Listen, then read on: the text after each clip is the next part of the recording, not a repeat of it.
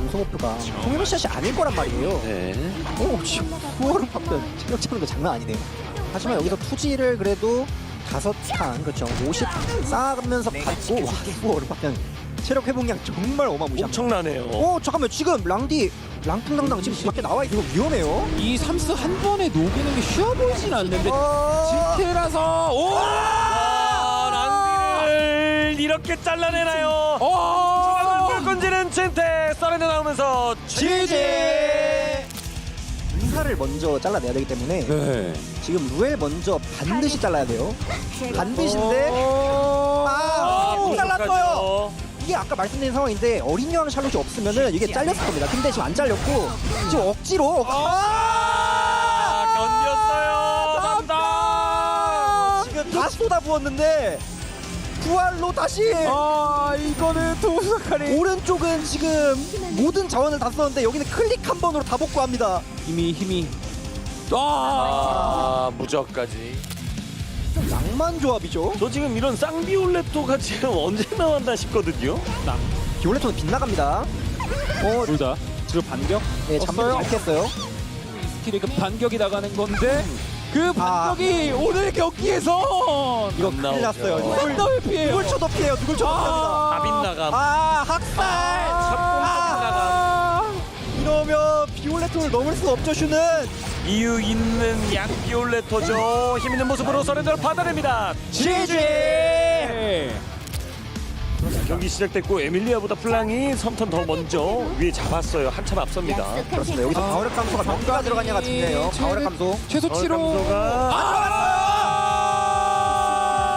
이러면은 아쉬운데, 그렇죠, 돌리려는 거예요 지금. 근데 방금 다 걸린 것도 좀 많이 아쉬운데요. 에밀리아로 돌리겠다는 거죠. 올려주면 많이 올라와요. 지금 한 번 더 평타. 턴 잡았어요. 아니 이거 가능합니다. 골번 한 번에 한 방에 한 번에 아니 이거 첫째인데 반격. 잠깐 반격. 반격이 스킬은 안 터졌고. 진짜 큰일 날 뻔. 이 스킬을 정말 큰일 날 뻔했어요. 근데 이거 절대형도 이것도 조금 기절 진태 기절 얼면서 기절이 마무리 하나 빗나갔고 알렌시아 혼자 남습니다. 혼자서는 힘들어요 지금. 초대받지 않은 손님이 노스페인자 비비안. 이것도 맞추면 대박인데. 자, 일단 3스킬 들어갔고 라니 정리가 됩니다. 환태도 거의 갔어요. 이거 대어를 낚나요? 휘 선수가 이러다 4강 가는 거 아닙니까? 이와이아를 떨구고 진짜 그럴 가능성이 있고. 자, 이거 반격 나가면 난리 나요.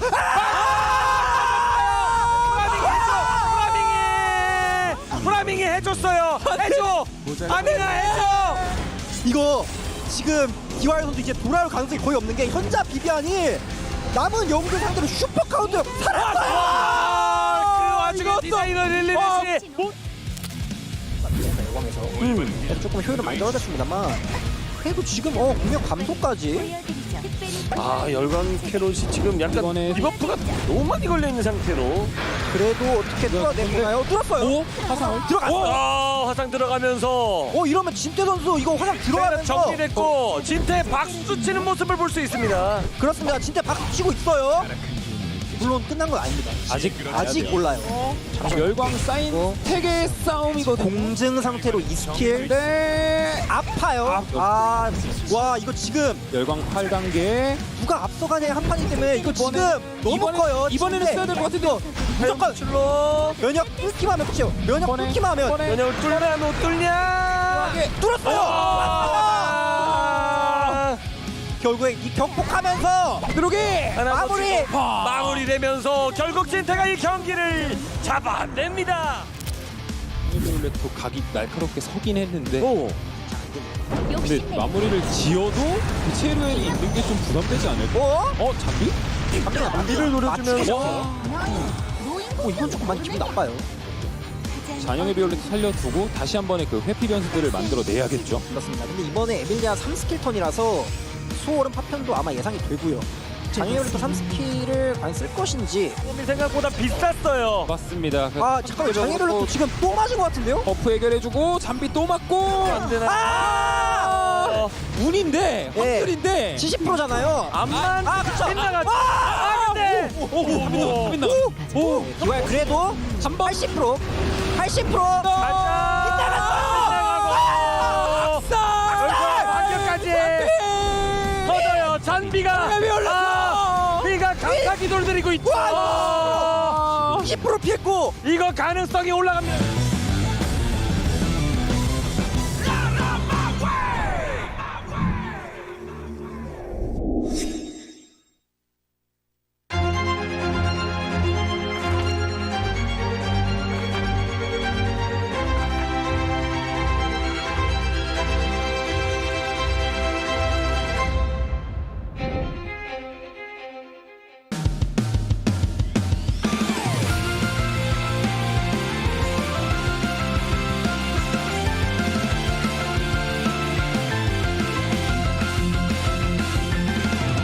설레웠던 밤이 가고 이 시간이 흘러가면 우리의 세상이 더 아름답게 펼쳐질 거야. 내 모습이 부끄러워 감춰지길 바래왔던 모든 걸 보여줘.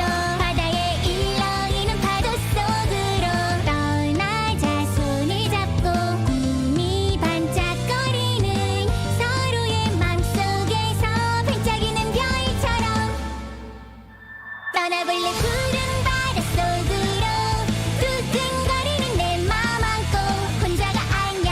서로가 있어 영원히 간직하고 싶어. 꿈만 같던 세계로 햇살 가득한 곳을 향해 좀 더 가까이 날개를 달아 별빛 반짝이는 바다를 Let's go.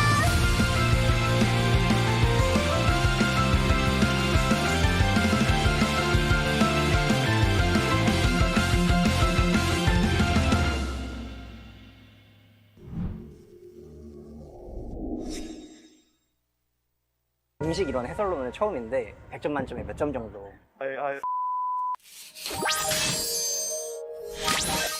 졌어요.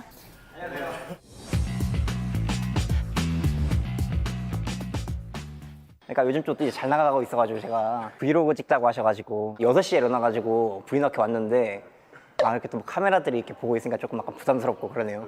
브이로그 같은 것도 이제 처음이어가지고 잘 될지 모르겠네요.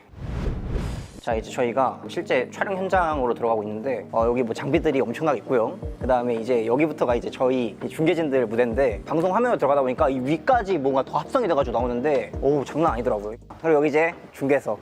이제 또 지난주 1주차 때는 보니까 이제 방송이 없어가지고 채팅창에서 이제 많이 여쭤보시더라고요. 오늘 준비를 해주셔가지고 어떻게 좀 괜찮나요 이건?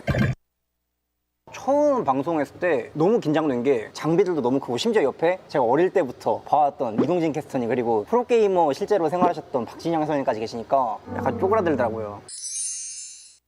여기 이제 컨트롤룸이라고 해서 여기 지금 모니터 개수만 보셔도 아시겠지만 이게 심판분들, 뭐 옵저버분들, 감독님들까지 해가지고 해주신 분들이 너무 많으세요.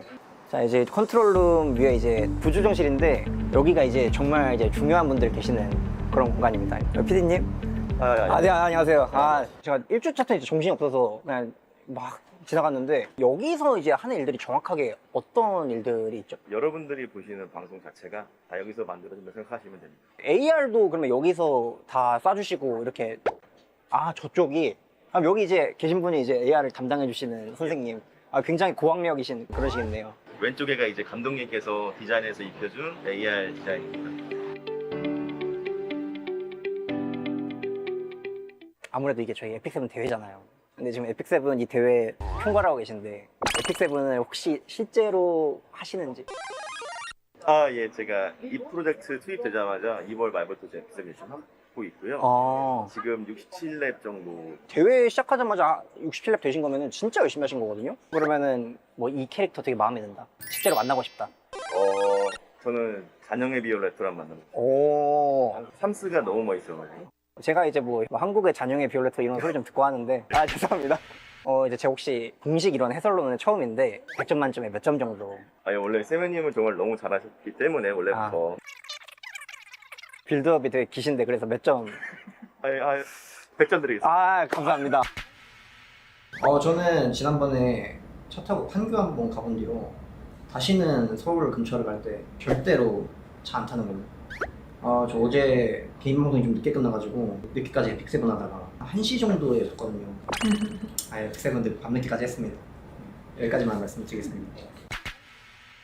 안녕하세요. 안녕하세요. 안녕하세요. 에픽7의 아이돌 쌤의 어제 구독자 1만 오. 달성했습니다. 에픽7으로 기반을 다지고 그래. 원 팀 아니야 너? 저희 이제 경쟁 게임 좀 잠입을 해가지고 보고요. 그리고 이제 돌아오려고. 모든 게 에픽7을 위함이다. 그렇죠. 그럼 세메가 에픽7 유저들하고 그 의리가 있지. 그렇게 이게 양아치지 이거 지금. 저 그거 보고 쌤 얘기를 하려고 그랬는데 어. 역시 깊은 뜻이 있었구나. 그럼 당연히. 야 세메가 그런 양아치일 것 같아? 순간 쌤 얘기라고 할 뻔했는데. 사람만이 지금 사람. 커피 탈까요? 아니야. 만다리 가지고 그 커피 사기 괜찮아? 너한테 어떻게 얻어먹니? 됐어요. 네, 감사합니다.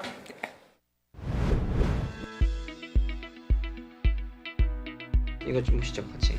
보러 왔다. 카메라. 들어가겠습니다. 쌤이 잘 부탁드립니다. 진태는 보면은 좀 빠른 거 좋아하는 게 지금 티가 나는 게 어떤 시간대를 맞추기 위한 그렇습니다. 첫 번째 매치 배팅을 맞아보도록 하죠. 리허설도 지금 4대의 카메라가 세대를 쫓고 있고. 오늘 약간 좀 실감을 하고 있습니다. 이번 진술 척 때도 뭔가 다들 저를 쳐다보는 듯한 그런 느낌. 다들 쳐다본다. 역시 월클은 지하철을 타도 다 쳐다본다. 지하철을 안 타는 게 월클이 아닌가 생각하시는 분들은 오해해요. 지하철에 타서 일부러 시선을 즐기는 거죠. 나는 알아봐.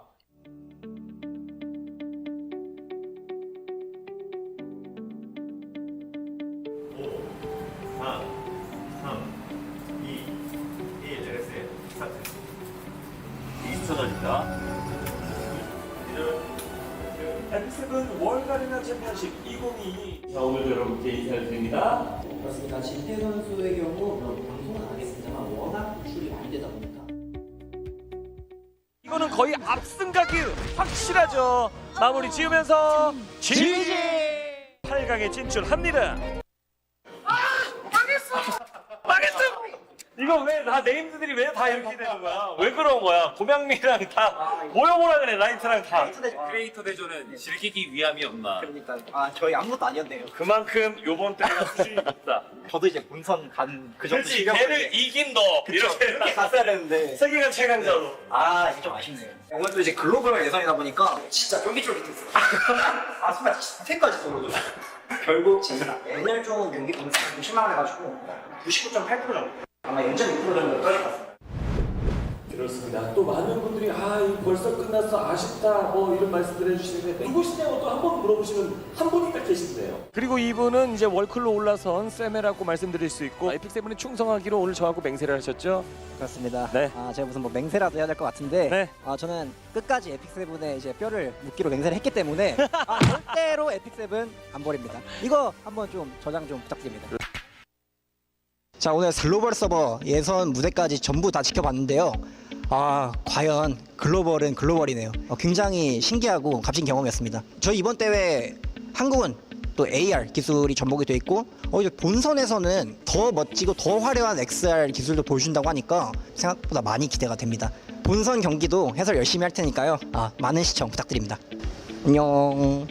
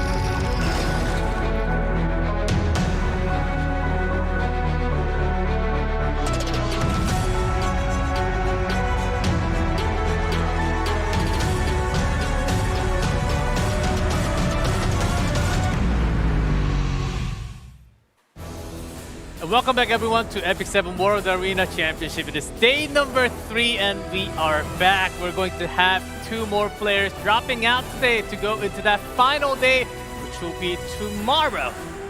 To be back. And let's see, I'm your host G-Clef, and with me, Jenazet and Kana. Welcome guys, as always. How excited are you guys we're very close to the end. Only today and 1 more day left of the tournament. Yeah, let's hope that we have a pretty good day today. A couple of really good players are going to be knocked out, unfortunately, but hopefully we see some good games, right? I hope so. Yeah. I hope so. Kana? Yeah, I think today is going to be there's going to be a lot of heartbreak, and I think there's going to be a lot of excitement, so I'm ready to see that, and I hope we have a lot of best of 5s today. Yeah, go the full length. I hope so, because today, instead of 4, we only have 3 matches, but by the end of today, we'll have the top 3 players of the entire world. Let's see who that's going to be by the end of the day. But we have some things added to the overview. Let's take a look at the overview, and we'll explain everything about the tournament once again. And again, we're getting towards the end of those main matches. If you look down, their day 3 main matches, 27th, and then tomorrow will be the last day of the tournament. The champion, $50,000 in prize, runner-up, $20,000, third, fourth, $10,000. Below, whoever made it into the main stage, $2.5K. And I heard something special is coming up for the champion prize. So let's see, because this matters a lot, guys. It's not just the frame. Oh boy! Look right in the middle. I thought it was sort of like a class of 2022 ring, like a real life physical form, but it's actually in-game champion ring. Look at the options. Dude, health, crit chance, crit damage, speed. That's exactly what you need. Yeah, look at that little nickname right there. That's where the name goes. Immortalized forever. Yeah, really. Like, I mean, if you win, you get your name in the game, hopefully no one fodders the item. But, like, that's a part of every person's account now. That's crazy. That's a big champion reward ring. Wow. Exciting news. Those options, the substats, are pretty strong. Yeah. And, of course, on top of this, the champion will also receive the trophy of what we have seen from last week. I'm pretty sure we'll get to see that again today. And let's move on to the tournament tree. Today we're only going to be having the 3 best of 5s in the lower bracket, as you can see in the rectangles. The 2 matches that we will have. And then the winner of those 2 matches that we'll have first will be going against each other right after. So these winners, they do not have that much time to actually prepare for this matchup, and also they do not know who they're going against. So today the battle of best of 5 might actually be a little different compared to the other days, and then tomorrow we'll do the rest until the end. So tournament tree getting filled. Getting very excited for this. Let's see what happens in this best of 5s that we have. And of course, Twitch drops events. Make sure you have your link, you have your ID synced to your Twitch account. And then today, of course, greater accessory charm ×2, and then 3 leaves. That's important. But also tomorrow, make sure you get that emote. The N emote is really something special that you can get tomorrow. Make sure you know how to do it.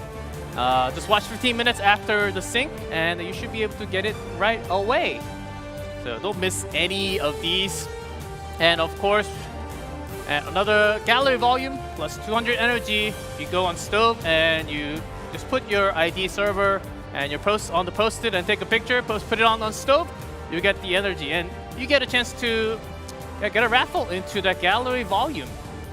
That's another event. If you have not participated, make sure you do that. And oh, is that a 5-star?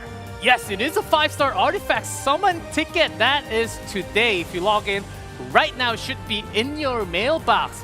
Plus the AB blessing if you are running low on those points to get some extra catalyst. That's exactly what you want for 12 hours. And tomorrow, unknown slate for some triple S's. If you are missing just one S on that triple S, perfect opportunity tomorrow for that unknown slate. So 5-star artifact, go ahead and wish you the best that you get the artifacts that you don't have.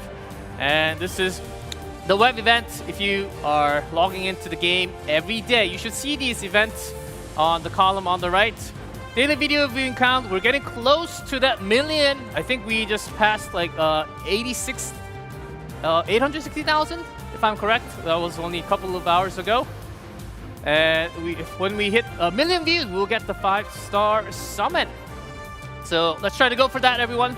And of course, that's not all. We have a few more events. Prediction event, I'm sure that's closed for day number 3. But after our broadcast is over, when the bracket is filled with everything for the final day, make sure you do the prediction for the final day. You don't want to miss that either. So again, whew, full of events. So that is it for the events. Make sure you participate everything. If you missed it, you can go on Stove and check everything out.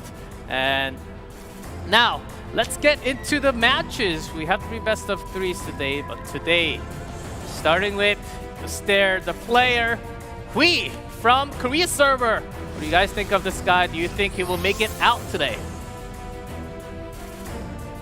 Okana, I'll let you start. Okay, so I think he's a very solid player. I think obviously he's made it this far. I think Hui is definitely one of the stronger players. Oh yes. From the tournament, obviously he's made it all this way through the top 8. He has shown that he has like some pocket picks, and he has a very solid game plan when it comes to how he likes playing against his opponent, right? But he isn't quite as adaptive, I think, as other players, and tends to kind of force his opponent to adjust to him. So I think he is probably going to actually make it out, because I think that barring a few, you know, like I think if I recall, he lost to Yunhuan. Was it Yunhuan? I think. I think he's a very strong player. So I think from the upper bracket, he did have a pretty big lose time, but he's up against the best from Japan. Here's Phantom, who almost had a win at the beginning against Jintei, and also did make it into the second stage of the losers. Yeah, so you see the thing with Phantom is he almost beat Jintei. Like, they had pretty close matches together. He certainly did. So Jintei is definitely one of the favorites to win the entire tournament, so if the only person he's really lost to is Jintei, that says he's probably pretty strong, right? And I don't know if Hui's going to be able to take him. I think they're both really good players, however, and it could definitely go either way. I think the playstyle difference between the two players is actually going to be a big deal as well, because I think Jintei and Phantom might have been a little more similar in how they played. Oh, I think that's exactly what a lot of our fans are also thinking. Hui, pretty adapted, but Phantom, in terms of hero pool, he had a lot more in hero pool reacting against these really strong players. We're looking at these numbers, so they did drop down a lot, of course, since they dropped down into the lower bracket. But still, notice that second pick win rate for Hui, 83%. I think that's among one of the highest that we actually have among all 8 players that we have. Yeah, even though he dropped down, he still has such a high win rate when he's second pick, which is pretty interesting because normally first pick is the advantageous one to most players. So that's actually really interesting. Yeah, this really definitely could go either way. Yeah, kind of. Does that just mean that he's just better at adapting to the opponent's draft? I would like to say that, but I may have a bit of a more cynical view. I think it's because he lost and then he had first pick a bunch of times, and then I think he didn't get to play second. But look, I still think that Hui's going to do very well, regardless, right? I think for someone who really likes to play his own playstyle, I think we're going to see for sure, especially from this match, what it means. I guess what's that saying? Like when an unstoppable force meets an unstoppable immovable object. Whatever. Yeah. You get what I mean. Yeah. Time to wake up, everyone, because it's our first match of day number 3. Here we go. Hui on the left and Phantom on the right. We're starting with Hwayang and Bellion Band. All right, so these are pretty popular bands. Nothing really too crazy there. Hui's actually first pick in this match, and he seems to prefer second pick, which is pretty interesting. So I'm assuming he's just going to pick a really neutral character, right? Ooh, meteor cover to start off. Ooh, did we really have Hui picking this hero to start? You know, I don't remember. I don't think it's that common. Yeah, I think people usually prioritize different first picks at the beginning, and once more bands start showing up, they usually start to prefer it, but I think it fits his playstyle really well. I think he's also the one who also picked Remnant Violet, like, in half of his matches, correct? Towards the end, yes. Yeah, and he likes to play that really slower playstyle, and Emil Quirk is just so good in it, while Phantom goes for just taking 2 priority, big damage picks and really flexible characters. And you see the Hwa-Young being taken out and the Bellion both being taken out. And honestly, in this kind of meta, you know, at this point, Spectre Tenebria, Apocalypse Ravi, game 1 with only 2 bans, that's pretty strong, right? Yeah, definitely. Just follow my Oh, Hui is just going... This is like a really standard draft back in the day, I feel like, when characters like Fallen Cecilia were a lot more popular. People don't really like to go with this as much now.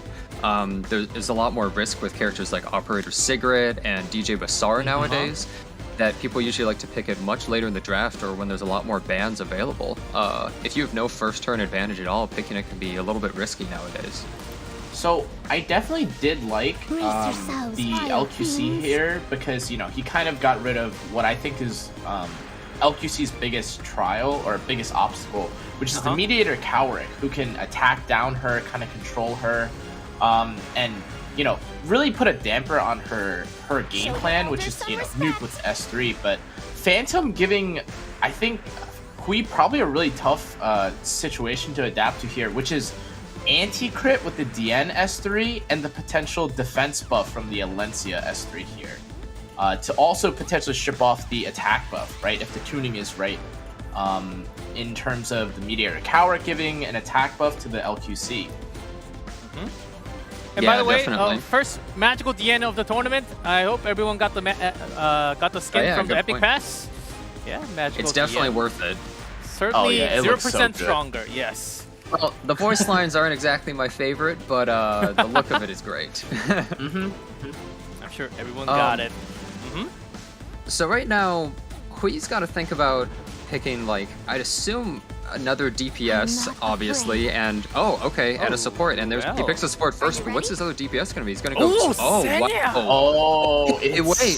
solo DPS Senya or Little Queen Charlotte? Wow. Okay. This is a super tanky team. Yeah, wow, I did not expect that. Okay, Senya, I really like that. I think Senya's changes make her S3 really strong. If your opponent doesn't have enough cleanses, usually it can take over a whole match. But they do have the DN cleanse here, depending on how much, assuming she has effect resist and isn't just a fast one. And yeah, we're gonna see Senya try and take out an entire team with Ruel. Yep. She has a lot of support. I don't know, I guess we'll see. Senya's S3, like you said it, Jenna, is probably one of the most frustrating, I think, skill 3s to play against the game, because not only can she give herself self attack buff or greater attack buff, but she blinds and provokes into basically a team that can do nothing but, like, re-provoke themselves, right? The second that you hit her, assuming she has the counter stance up. And the real question here is that I know that Hui doesn't like to play super fast and aggro, so I'm curious if the Senya actually has maybe a little bit of effectiveness, because especially more recently I've seen some Senyas have a little more effectiveness to kind of deal with the Soul Weavers and the Cleansers. Really? Okay. Yeah. Let's see, because we're seeing Senya for the first time, and he has brought us something from the pocket. Very tanky team. Yeah, so something that definitely usually matters in a match is Spectre Tenebria can totally die to Senya. Like, it's entirely possible just from not critting that much, and Senya's S3, usually the chip damage will just kill her. But having DN here with the shield and the healing and stuff might make it so the Spectre Tenebria is a little bit difficult for him to deal with. And look at how much damage is going to be. Oh my god. Jeez! Just instantly takes out the Fallen Cecilia. That's a big deal right here. Phantom is just getting started too, so... With the attack buff? Get ready, everyone. Yeah, that defense break was pretty huge landing on that Fallen Cecilia. Like, that could have just possibly ended things. We'll have to see, but... Wait, it actually did provoke the DN. Wait, that's a huge deal. That's what I was saying, and this is such a bit... Like, now there's no way to cleanse, so it's a little unfortunate Wait, look that at the Senya, Apocalypse though. Ravi. No greater attack. It's actually using, I think, the healing EE. Ooh, yeah. So I guess he really is playing for a bit of an extended match. Wait, he reprovoked the DN as well. Wait. Oh my god. So if he can actually really support this, he's going to give it attack buff right here. It might be able to take out his whole team. It could permanently provoke his whole team except for S10A. Yeah, and you just have to imagine, right? Like, what if this whole team had fully been provoked off of the skill 3, right? Barring some 15%ing, that would have been a really, really, really dead Senya, right? And even here now, the Senya has to debate whether or not she wants to skill 3 because this is gonna hit. This is gonna force it into the Senya as well. Oh boy, provoke. Another provoke. And the provoke. It does provoke. And now Spectre Tenebria. Oh, she takes a little bit of damage, but the thing is, she doesn't get reprovoked, which is a bit of an issue here. And now as some of these provokes are starting to kind of disappear, it makes it so Senya's a lot less effective, unless they just keep provoking this DN. It does provoke the DN again. The counter attack. And then again. That missed. No defense break possibility. And no crit on either hit. The Senya's doing a lot of damage total, but she doesn't even have an attack buff yet. If she did, she'd be doing so much more here. Yeah. Now so here's the attack I know buff. you guys. Yeah, so I know you guys are probably thinking, like, is this no ERDN? But there's a very good chance that the Senya doesn't seem to be doing a whole lot of damage if you just look at her numbers, and it isn't even on a greater attack. Oh my god, greater another on S3. So this I DN think is this really is F. I think so. There's no way that the end doesn't have effect res on her own. Well, some of the really fast ones have like a low amount, but usually they have at least a little bit. So it's pretty unlikely that he's just getting lucky this many times in a row. This Senya is completely locking down DN though. If he just was able to do a little bit more damage or had a little bit more reach, I think he would just completely have it in the bag immediately.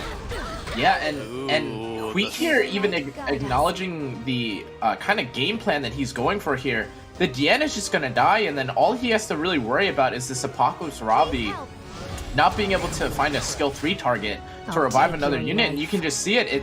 This is a Senya that is basically gonna kill the Alencia and DN from full, essentially. Yeah, and there's way nothing too he many can do about it. skill news, and the shields are continuing to pop on the left.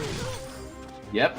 Yeah, I think something a lot of people didn't realize about Senya after her change is, even though her S2 change wasn't everybody's favorite, her S3 getting the provoke blind combo, or like it already had blind, I believe, but provoking, if your opponent can't cleanse that, it can instantly end the match right there, where they all have to attack Senya and get into this infinite loop of hitting Senya, getting countered, and getting provoked, and you don't get to take another turn. And we see it here, this DN just committed suicide against this Senya. There was nothing they could do. Yep. And look, actually, she's defense break.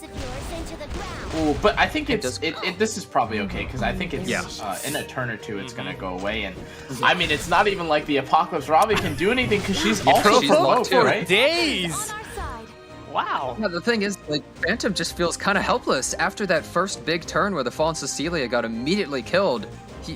Hui was able to easily stabilize. He's just like, I'm just gonna revive it. Doesn't really matter. Let's just reset the board and I'll provoke you for the rest of the game. And this Senya, once she gets her S3 back, the Spectre Tenebria is probably gone.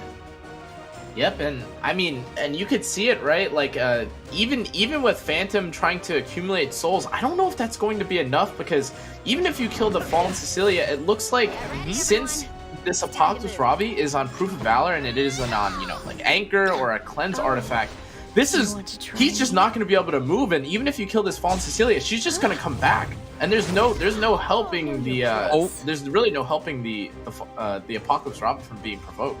The Spectre Tenebria is dying just from trying to do her attack and hitting Senya right there. Like, yeah, and even if he does 2 soul burns, he could potentially just die. Yeah, but like ultimately that's kind of what you have to go for here, right? Because if you don't kill the Senya here, there's a good chance that as soon as the S3 is back up, he's just gonna, and you see it. It's just wait, the defense break. Wait a second. Okay, this does a lot more damage now. Apocalypse Ravi is still provoked, but it crits. It crits and kills her. Ruel has her S3 in 1 turn, but that's a really big deal for him. This Alencia needs to get taken out, but I'm not really sure if Hui is able to with just a Coeric and Ruel attacks into it. Frenzy 4. Glory be with And us. Valencia survives. this- Okay. This should be enough to kill though.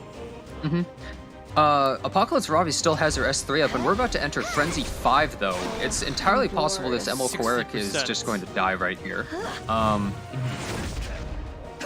Yeah, even though he gets the turn, and I think he has his S2 up, I don't see how he can possibly survive. This Apocalypse Ravi is definitely going to execute him and bring somebody back.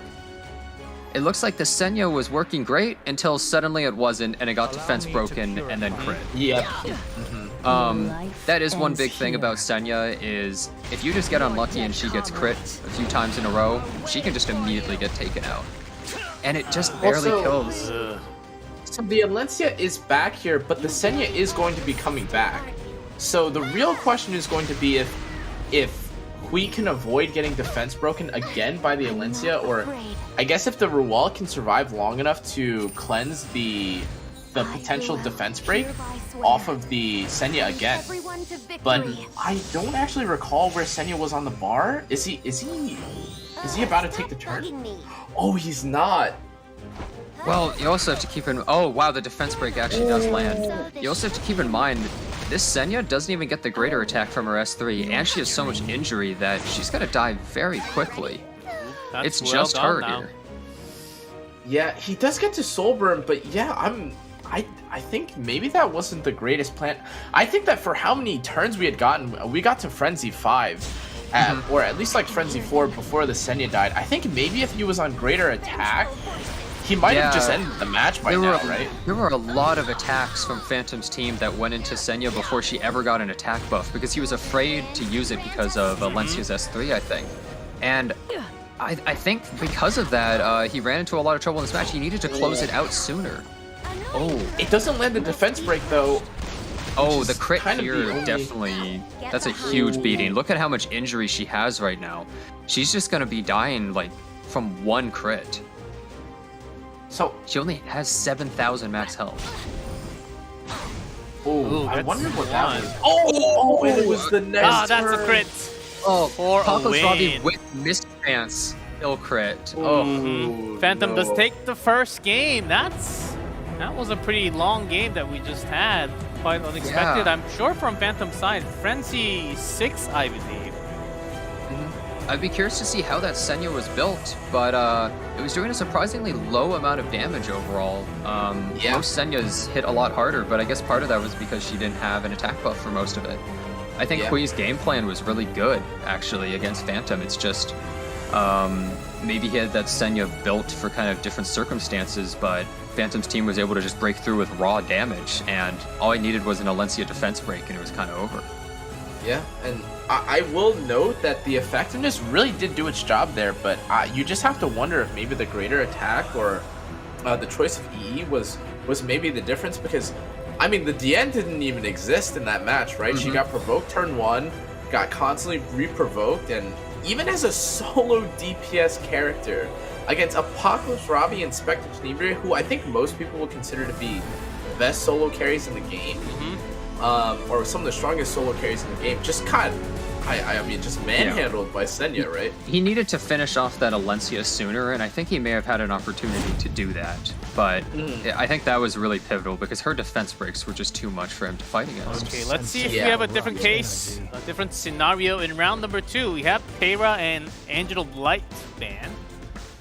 Okay, Well, again, we see starting the with, same first pick.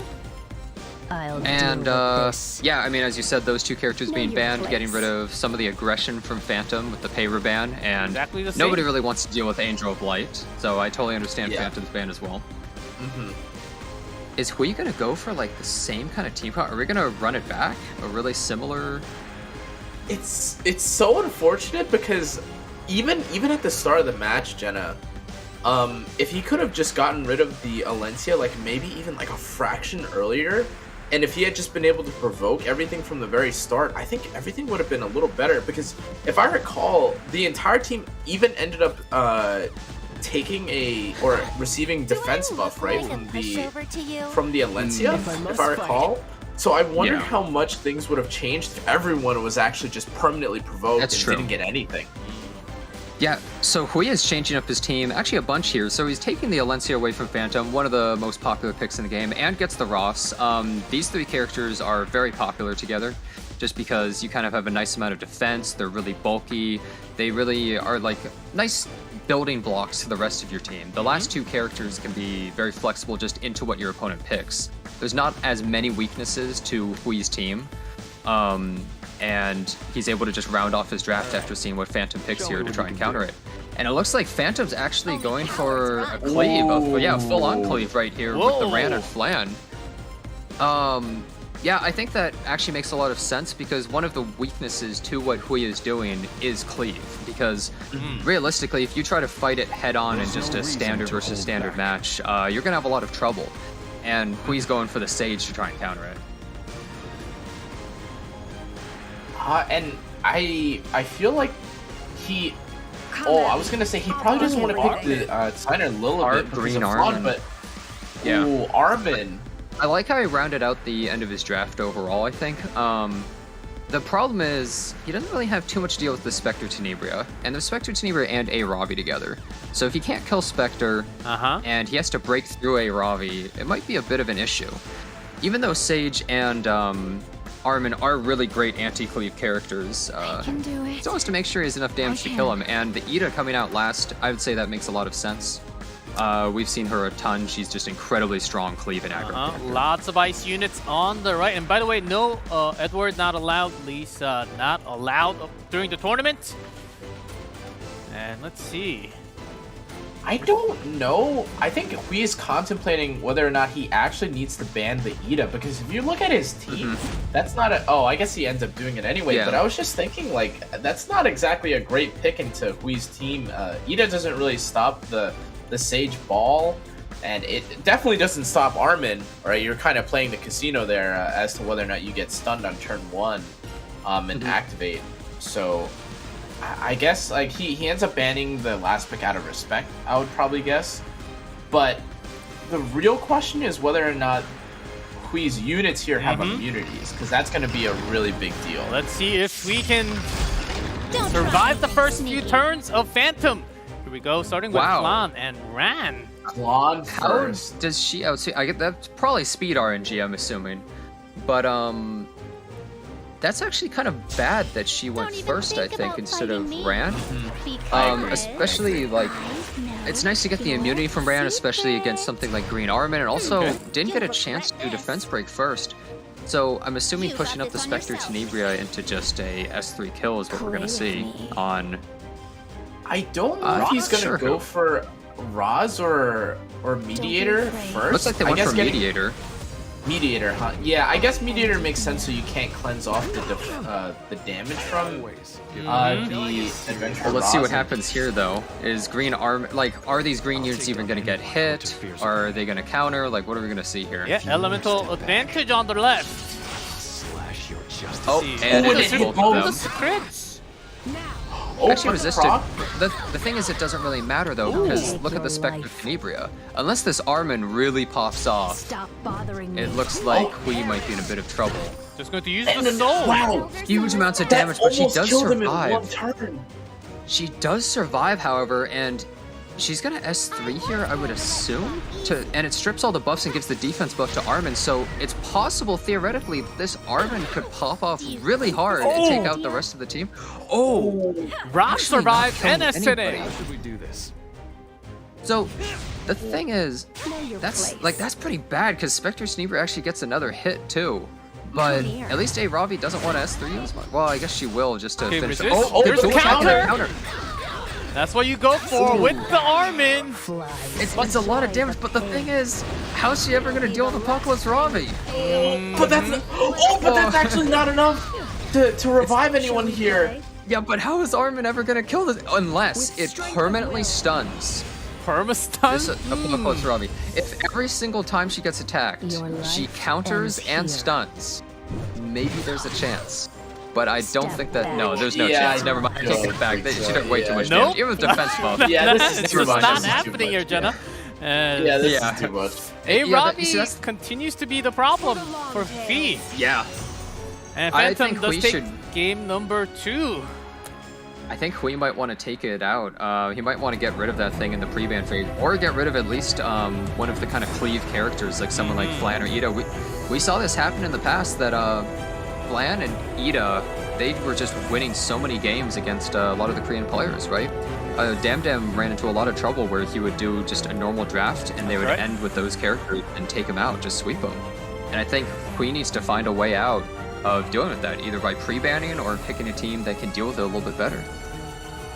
Yeah, I definitely agree with you, Jenna. I think it's really, there really aren't that many ways to force someone into playing, or there's not that many successful ways, I think, right now to play Cleave without having like very glaring weaknesses right now.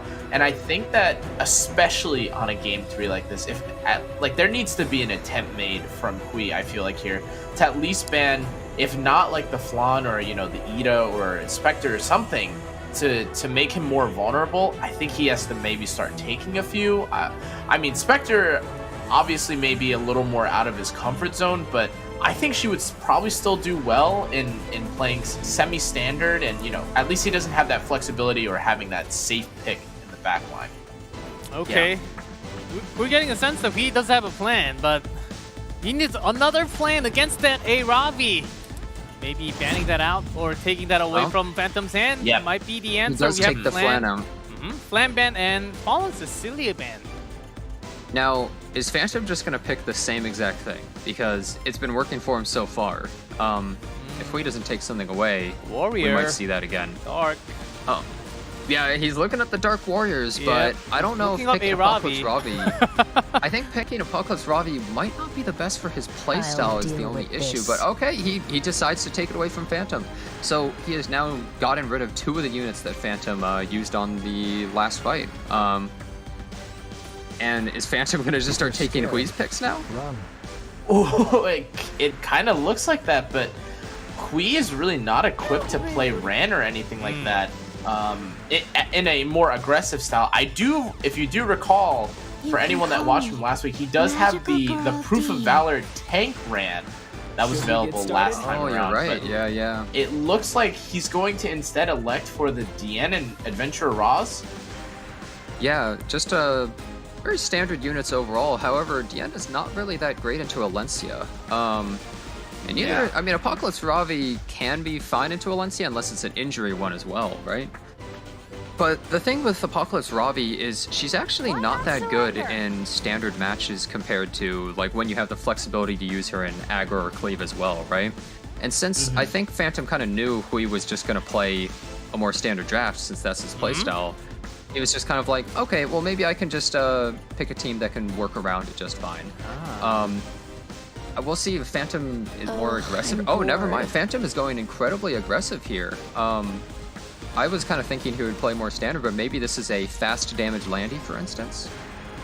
Yeah, and even if it's not, I think he's definitely he's definitely trying to punish Hui for trying to use Apocalypse Ravi here in standard. And Carrot, really not that bad of an answer into the Alencia, Spectre Tenebri, and Landy, it's fine into those characters, but with Mediator Koeric there, I'm not really so sure that it's going to be all that useful.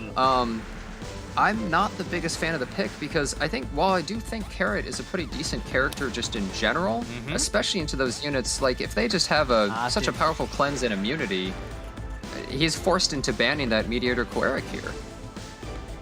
So what I am also kind of wondering is what Hui's last pick will be, because Phantom has free reign to force the last pick away from him. And unless if Hui has a super... Oh, and he decides... I guess he decides to go with Politics, but unless if... Archdemon last pick. I don't know if Archdemon is super threatening to Phantom, but that's what I was gonna say. So he decides to get rid of the Mediator here. I find this actually really odd out of Phantom's side because I feel like the Carrot actually became an issue because he didn't pick something that Hui felt like he had to ban. Yeah, no because plans.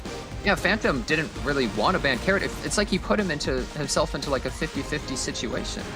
I guess we'll see what happens. Okay, Phantom does have some extra lives because he's leading 2-0. I think he's got some room. When he's on his last life of his tournament life. It is still on the match point here as we start with Alencia from Phantom on the right. That's a little bit odd, I would say. Yeah, it's interesting. This Alencia is so like, look at the speeds. The Ross is actually going so much slower than like everybody else. Oh, dual attack onto the Apocalypse Robbie from Spectre Tenebria. I mean, it doesn't really do much damage, to be fair. Yeah. Oh, another dual attack. Oh, wait. And okay. Wait, that's actually a huge deal. Dual attack, take it away. That pushes her above the Landy. Is he going to be able to take out this Landy? How tanky is it? Lands every burn. A lot of burns. Oh, that's 8 out of 8 burns. No cleanse. This could be troublesome for Phantom. And not quite enough to take it out. This Spectre Tenebria can't even soul burn. She's dead on her next turn.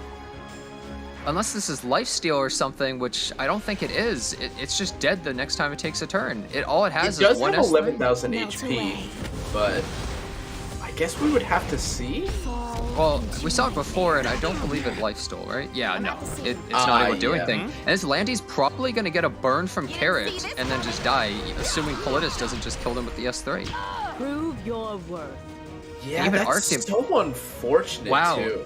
Normally I would say that anything can happen, right, when there's Archdemon Mercedes, but in a match like this, it kind of feels like Hui's Carrot is almost just going to straight up soul his whole team. Proc. Well, does the S2 really matter at this point? He's bleeding out on the ground right now. Phantom needs serious help right here. I think this Carrot has just taken him out completely. No attack buff or anything, and it's almost just killing his whole team with a single S3. And this Carrot, Phantom just says, okay, I got outdrafted. Yeah. Look at Phantom, he's like, okay, I'll just give that to you. You won this one. Yeah, like, get me out of here. Even without the dual attack, to be fair, I don't know if it really would have made too much of a difference because that Carrot was still going to S3 and it was going to do a ton of damage.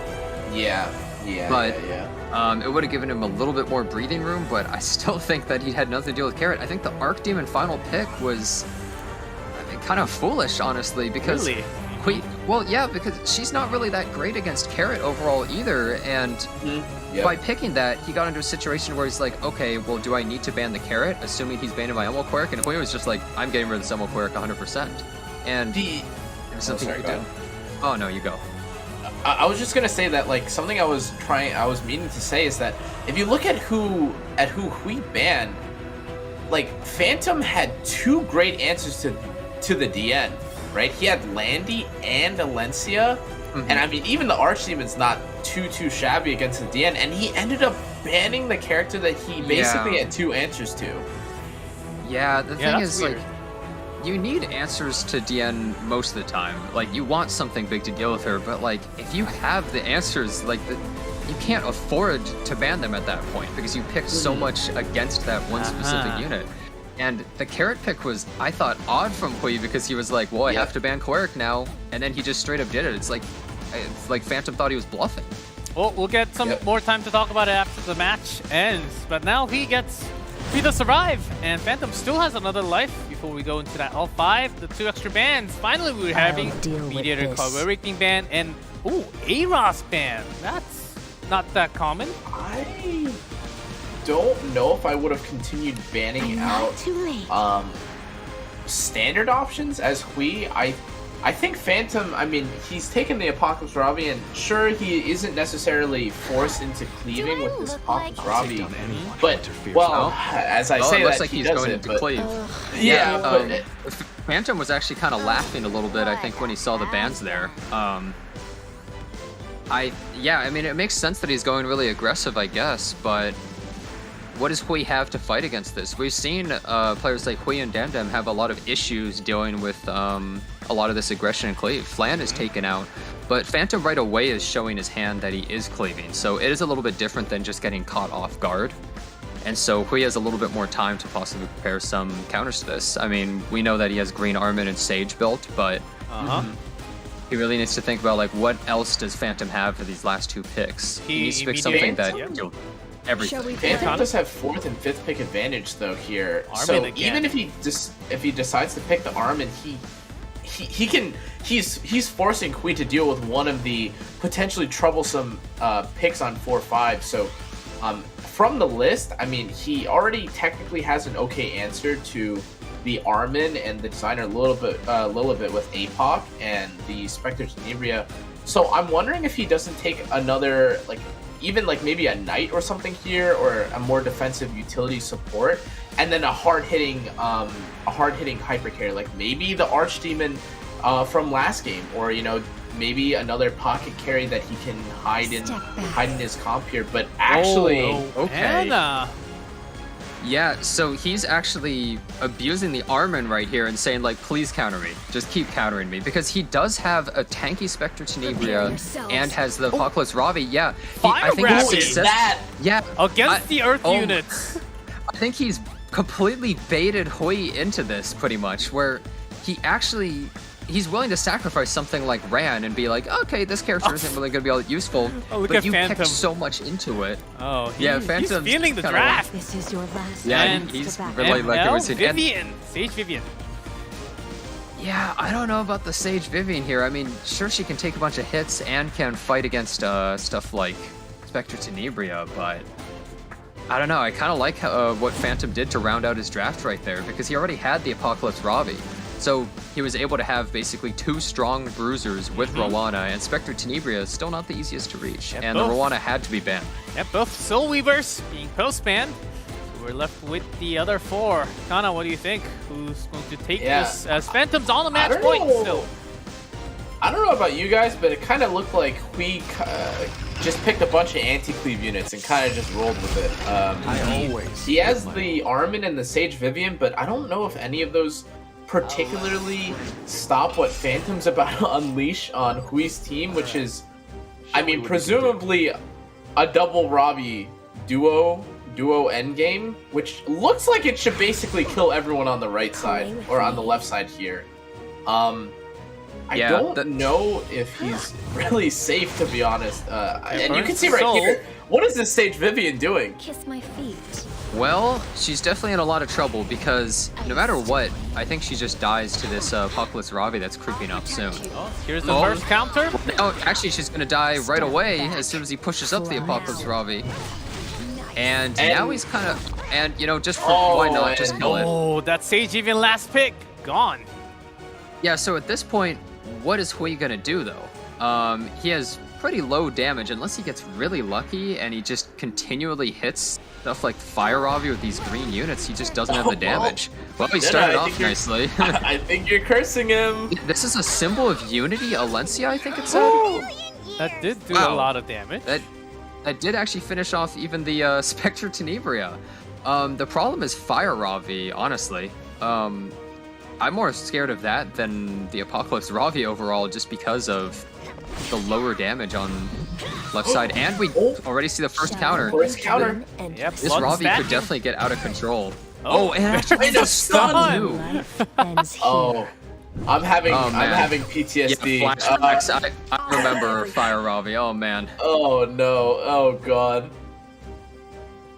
Shield. This armored shield better block those axes. I mean, those axes are pretty strong on the right. I don't know if it's going to be able to do that. The thing is, I think Phantom did a really good job leading Hui into this draft, because as soon as he picked the Ran, I think Hui went into kind of like full-on anti-cleave panic mode and picked as many, like, just immediately go in Armin, Designer a little bit, all that kind of stuff, and he can't really fight Apocalypse Ravi and regular Ravi. That's right. Ran didn't even use his S3 because of Dilibet, right? Yeah, and the thing is, he was just a sacrificial pawn, and that's totally fine. He doesn't have to do anything because he has the tools to possibly lock him down. Well, actually, defense break. He's still alive, but and this Designer Lilibet's going to be able to finish it off, but this Alencia is about to go down. And I don't know if the last two units are going to be able to sit. Oh, she actually is able to reset. Actually reset. Yeah, wait a second. He buys himself a little bit more time. I forgot that it was still up. I'll take your life. But how is he going to take this out unless he gets like a really good...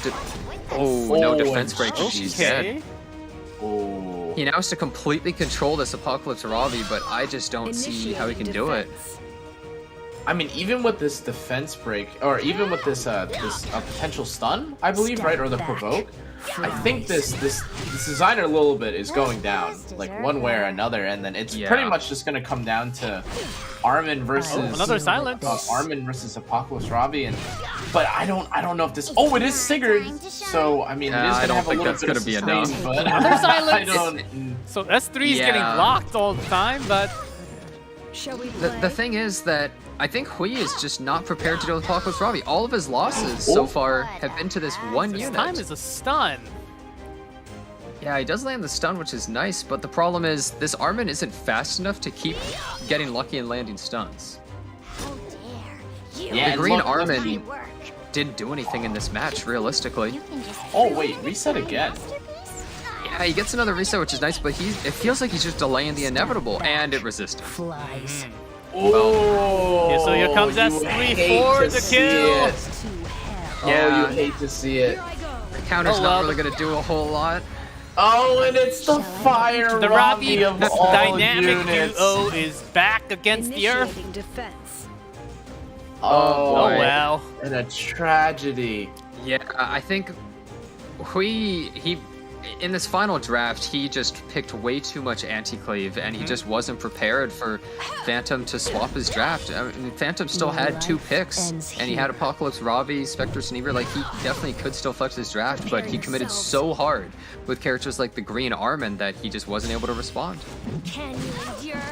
Green Yeah, Armin had and- some really oh. cool moments during the qualifiers, I believe, but not as much in the main stage.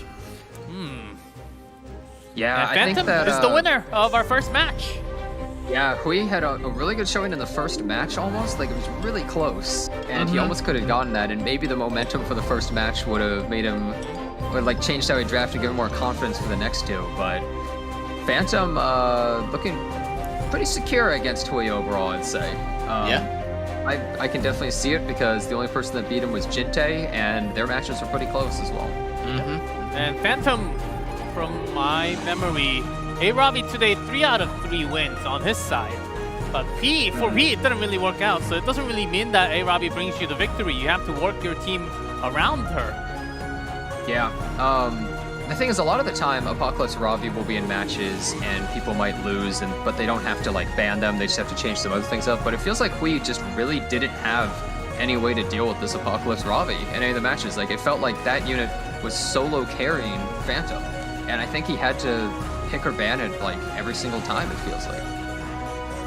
Yeah, and I think you can kind of, well, in defense of the, I mean, not necessarily, I would still probably have banned the Apocalypse Robbie, but if you saw, and we'll get to it, I guess, later on, but if you saw, like, he technically did have 2 Apocalypse Robbie answers, right? He did have the Summer, or like the Sylvan Sage Vivian, which technically doesn't get abused by the Apocalypse Robbie that much, and he also technically had Alencia, who was supposed to deal with the Apocalypse Robbie, but then he had so many other things to deal with. He had the Fire Robbie to deal with. He had, I mean, the Spectre eventually died, but it really wasn't just enough, right? Like, you saw how much damage or how much impact the Fire Robbie had in turn 1, stunning the Alencia, and then basically, you know, killing her right after, right? That was her whole turn.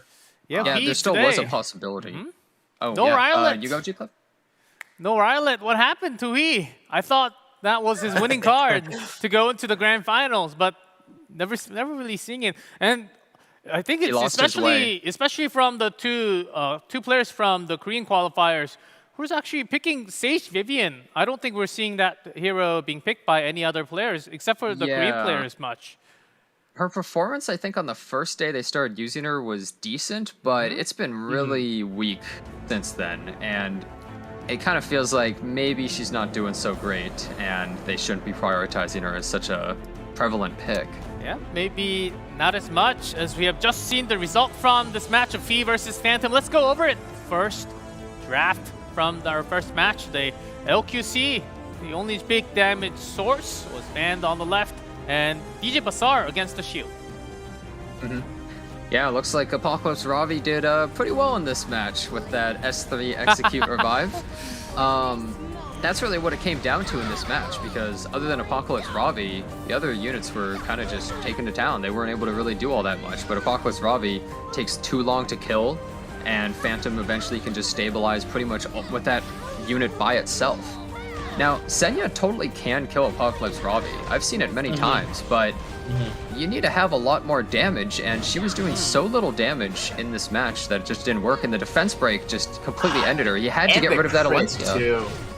Yeah, but even without the crit, he had to get rid of that Alencia because he could have fought the Apocalypse Robbie in that one, but as soon as he got defense broken and took so much damage, it was just over. Yeah, I think this first match, like you said it, like I really think that this match, or the first match prior to this, was definitely winnable on both sides.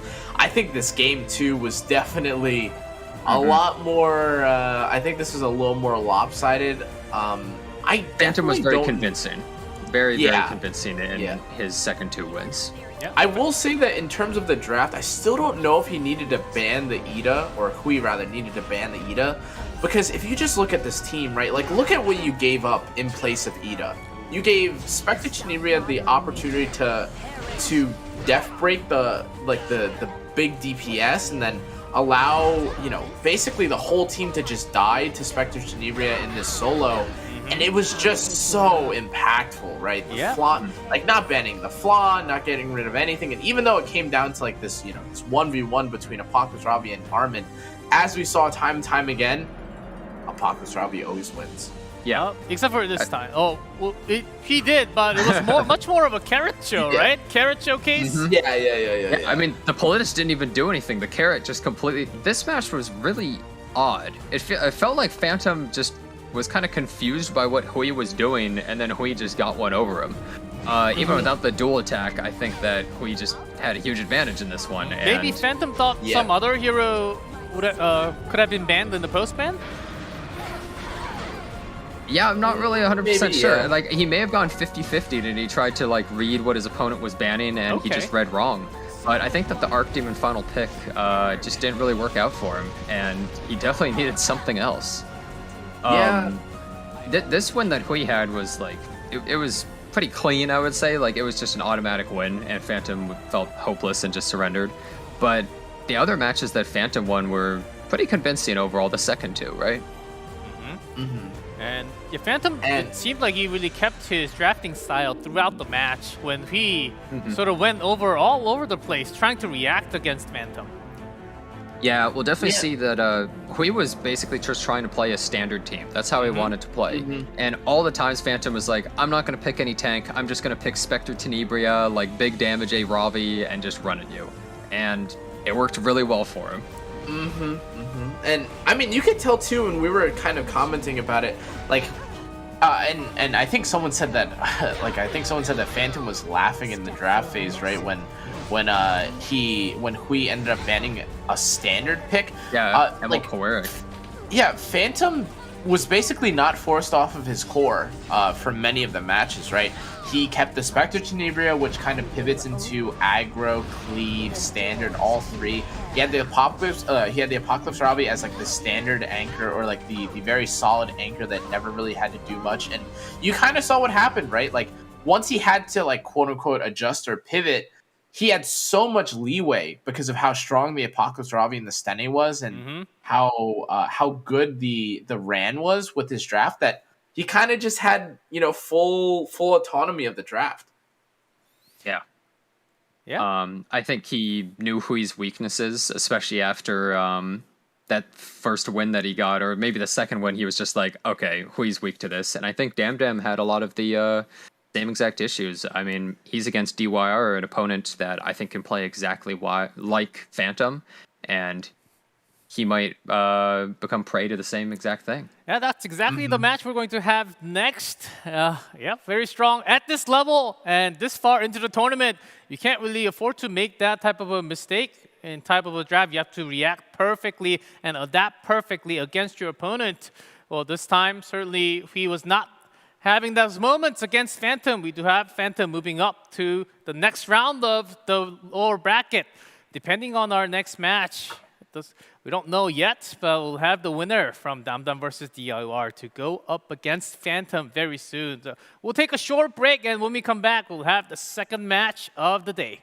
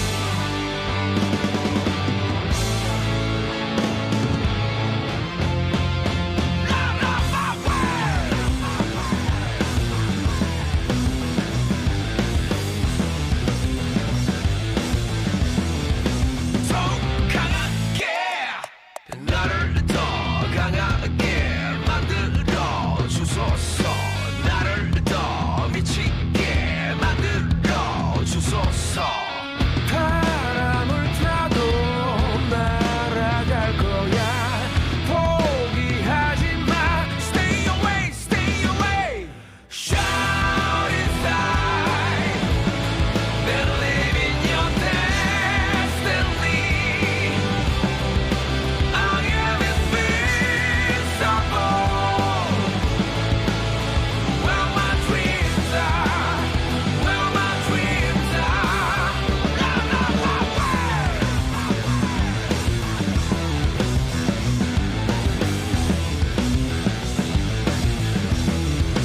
So 강하게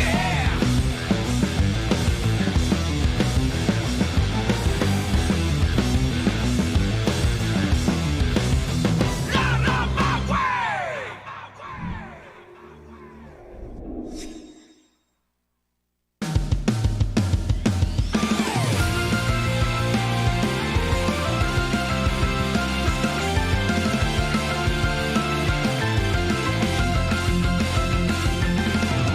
설레왔던 밤이 가고 이 시간이 흘러가면 우리의 세상이 더 아름답게 펼쳐질 거야 내 모습이 부끄러워 감춰지길 바래왔던 모든 걸 보여줘 바다에 일렁이는 파도 속으로 떠나자 손을 잡고 꿈이 반짝거리는 서로의 맘속에서 반짝이는 별처럼 떠나볼래 푸른 바닷속으로 두근거리는 내 맘 안고 혼자가 아니야 서로가 있어 영원히 간직하고 싶어 꿈만 같던 세계로 햇살 가득한 곳을 향해 좀 더 가까이 날개를 달아 별빛 반짝이는 바다를 Let's go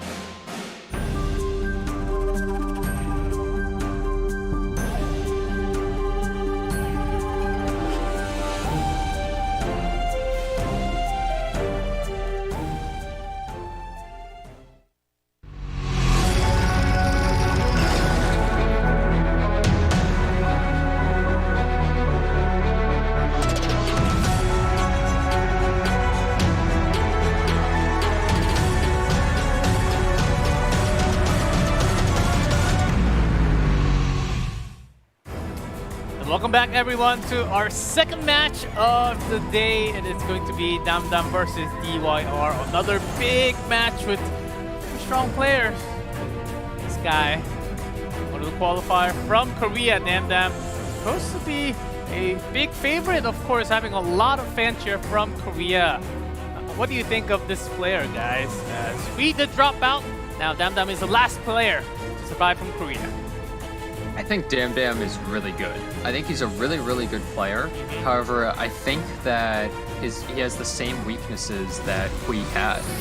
And especially, maybe he was watching the World Cup there, right? Maybe he sees what happened to Hui, and he remembers what happened to him, and he needs a response for that kind of playstyle. I think DYR is completely prepared to play that way against him.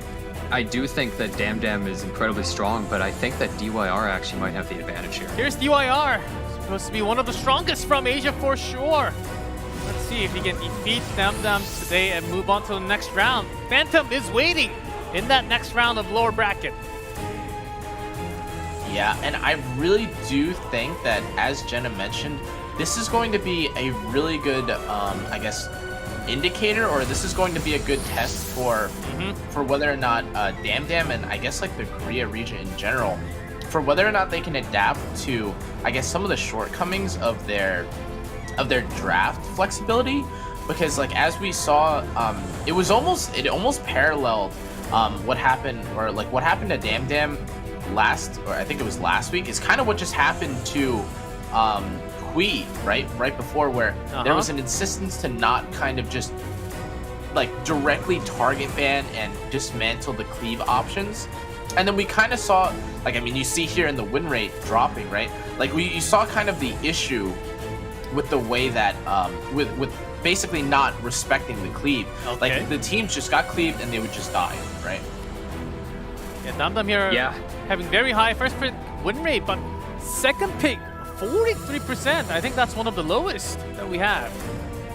Yeah, it looks like he's been having a lot of issues with that. If he gets first pick on the coin flip, it could actually be a pretty huge deal for him, maybe. Maybe he feels just way more comfortable. Maybe his drafts overall just lend themselves to being more of a first pick player. That is right. Most of the players do think it has the advantage, but it looks like DYR is doing surprisingly well on second pick, despite being one of the players that thinks first pick is infinitely more powerful. Yeah, also not too bad in the first pick, but of course, as you can see from the win rate, it's certainly somewhat lower compared to the entire round win rate. And guys, get your hype pants on. The best of 5 between DamDam and DYR is about to begin. Here comes the draft. DamDam on the left and DYR on the right. That's right, C. Lilius was totally ignored in our first match, basically. It was not banned. And now we have the ban with Hwayoung. It wasn't really banned or picked. It was actually kind of just absent ignored from the entire time. Entire fight. Wow, they made a gentleman's agreement, I guess, not to use it, but they're already drafted pretty quickly. We see the Emilquart first pick from DamDam, the exact same as what Hui was doing. Okay. DYR's draft is still very open-ended. The thing is, this is the kind of draft that people like to end with Closer Charles and Ida usually as their last 2 picks, but... Oh, he's going for straight. He's going an incredibly aggressive team against DamDam. Already? Third pick? Yeah. We saw, I don't know if it was him, but we saw somebody do that in the past as well, immediately just picking strays like a third pick, just telling them exactly what they're doing. Yeah. And the carrot pick is a little bit odd though, especially into the Emilquart. But also carrot. Let's begin. Acid going super fast for DamDam. Now the thing is, DamDam still has to pick a unit that can deal with Apocalypse Ravi unless he's for sure banning it. And we saw what happened with Hui is he starts picking anti-cleave, he fights against Apocalypse Ravi, and he dies. Oh, Shu is a character that can definitely fight Carrot and Apocalypse Ravi. All right. How is DYR going to round out the end of his draft? Oh, God, this is a really fast pick phase, guys. Yeah, this is way faster than normal for sure. Very fast, of course. DamDam does have experience against Jinte Strays just last week. So that's maybe true. that helps a little bit for him. Just waiting for DYR's final pick to come through. I always give my... And Ran is the last pick. Okay. Yeah, I didn't think Arbiter Vildred was coming through, but he did need another character because, like, let's say just having DN, right? If that gets banned or something like that and you don't have an attack buff, you have no more support, he probably wanted something else to possibly be like a huge support for the team, pretty much. And what's going to be banned though? Like, does DY even... Oh, he does respect the Assassin Sid. Okay, and Strays getting banned out. Strays, so some important damage on both sides being taken out. Yeah, so I guess we'll be seeing the Ran going into, I assume, DN and then Carrot. I would think that this has to be a fast Carrot for him to have picked it in these circumstances. Otherwise, ML Koerik's just going to cleanse and it's probably just over from there. The Carrot pick was definitely an odd one to me, but... So the one thing, kind of the saving grace of DYR here, I think, is that with the tuning, I would have to imagine that DYR wants to defense break this entire team with Ran, which makes sense. And yeah, and you see it, so that's what I was thinking. So if he decides to S2, S3 here, and he decides to S2 with DN, he can actually push up the Carrot into an immediate Soulburn S3 into S1 on a defense broken team. But the thing here is that he needs to be very careful about, like, he definitely needs to press skill 2 here. Because if he doesn't skill 2 here, he might actually get cut by the Mediator Cowrick. And then, yeah, exactly, Warhorned and... Oh, but it does look like he should be fine. Oh, wow. No! Okay, and it looks like Quirk's just gonna cleanse that and give his team immunity right before the Carrot, and I'm not so sure what DYR is gonna be able to do about this right now. Then does Carrot just hold the S3? Statistically, No, I guess he wants to... are on my Yeah, he wants to just get rid of the buffs and start putting it on cooldown. Let's see what happens. And he does actually strip the immunity off of the Alencia and get land both birds. Already! Oh my god. Okay, yeah, half of her health bar just getting taken out right there for free. She does get the heal right after, and this Alencia is going to take a bit of damage here, but there's no attack buff or defense break, so she actually doesn't really take that much. And Shu is now online after using her S3. She got that CR push from doing the counterattack there. And the anti-crit could be really big just against this Apocalypse Ravi. Apocalypse Ravi usually has a pretty crummy time against shields and anti-crit. Oh, well, unless she just crits every time. That's, I believe, just 50%. Yeah, and you really have to wonder if maybe it would have been better for the Ran to have just not skill 2'd, because it just looks like this Carrot now is just dead weight basically until her next turn. She did hold Book and not Etika Scepter, so until she takes it, and she's dead. So anyways, until she gets revived by the Apocalypse Ravi or something like that, she has just no value here. And I mean, now there's a defense buff up on the whole team. I don't really know what... I don't think DYR can come back from That's this. some there's a damage counterattack from Alencia. Oh god. Shu doing some the work. second hit, but yeah, the thing is, the difference between what DamDam and Kui were doing versus these more aggressive drafts is DamDam actually picked a character like Shu that can really fight back. And I think that the Carrot pick was incredibly odd out of DYR. It felt like it didn't really fit the rest of his team at all.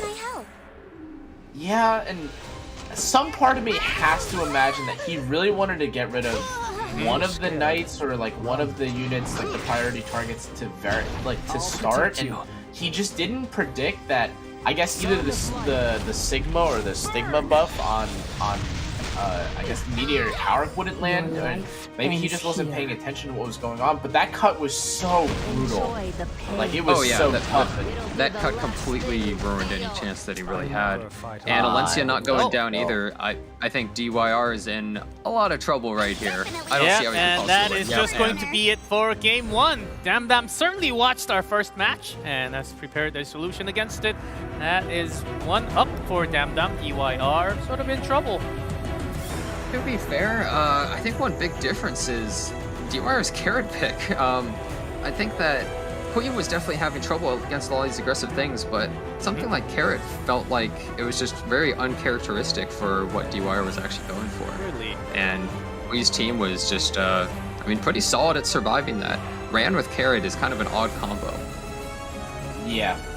And again, like, even if the speed tuning had gone out perfectly, like, there's a chance that, you know, things would have gone wrong anyways, because he still would have to deal with the Shu and stuff like that, so nothing was guaranteed. But I have to imagine that DYR isn't going to play a similar game like that.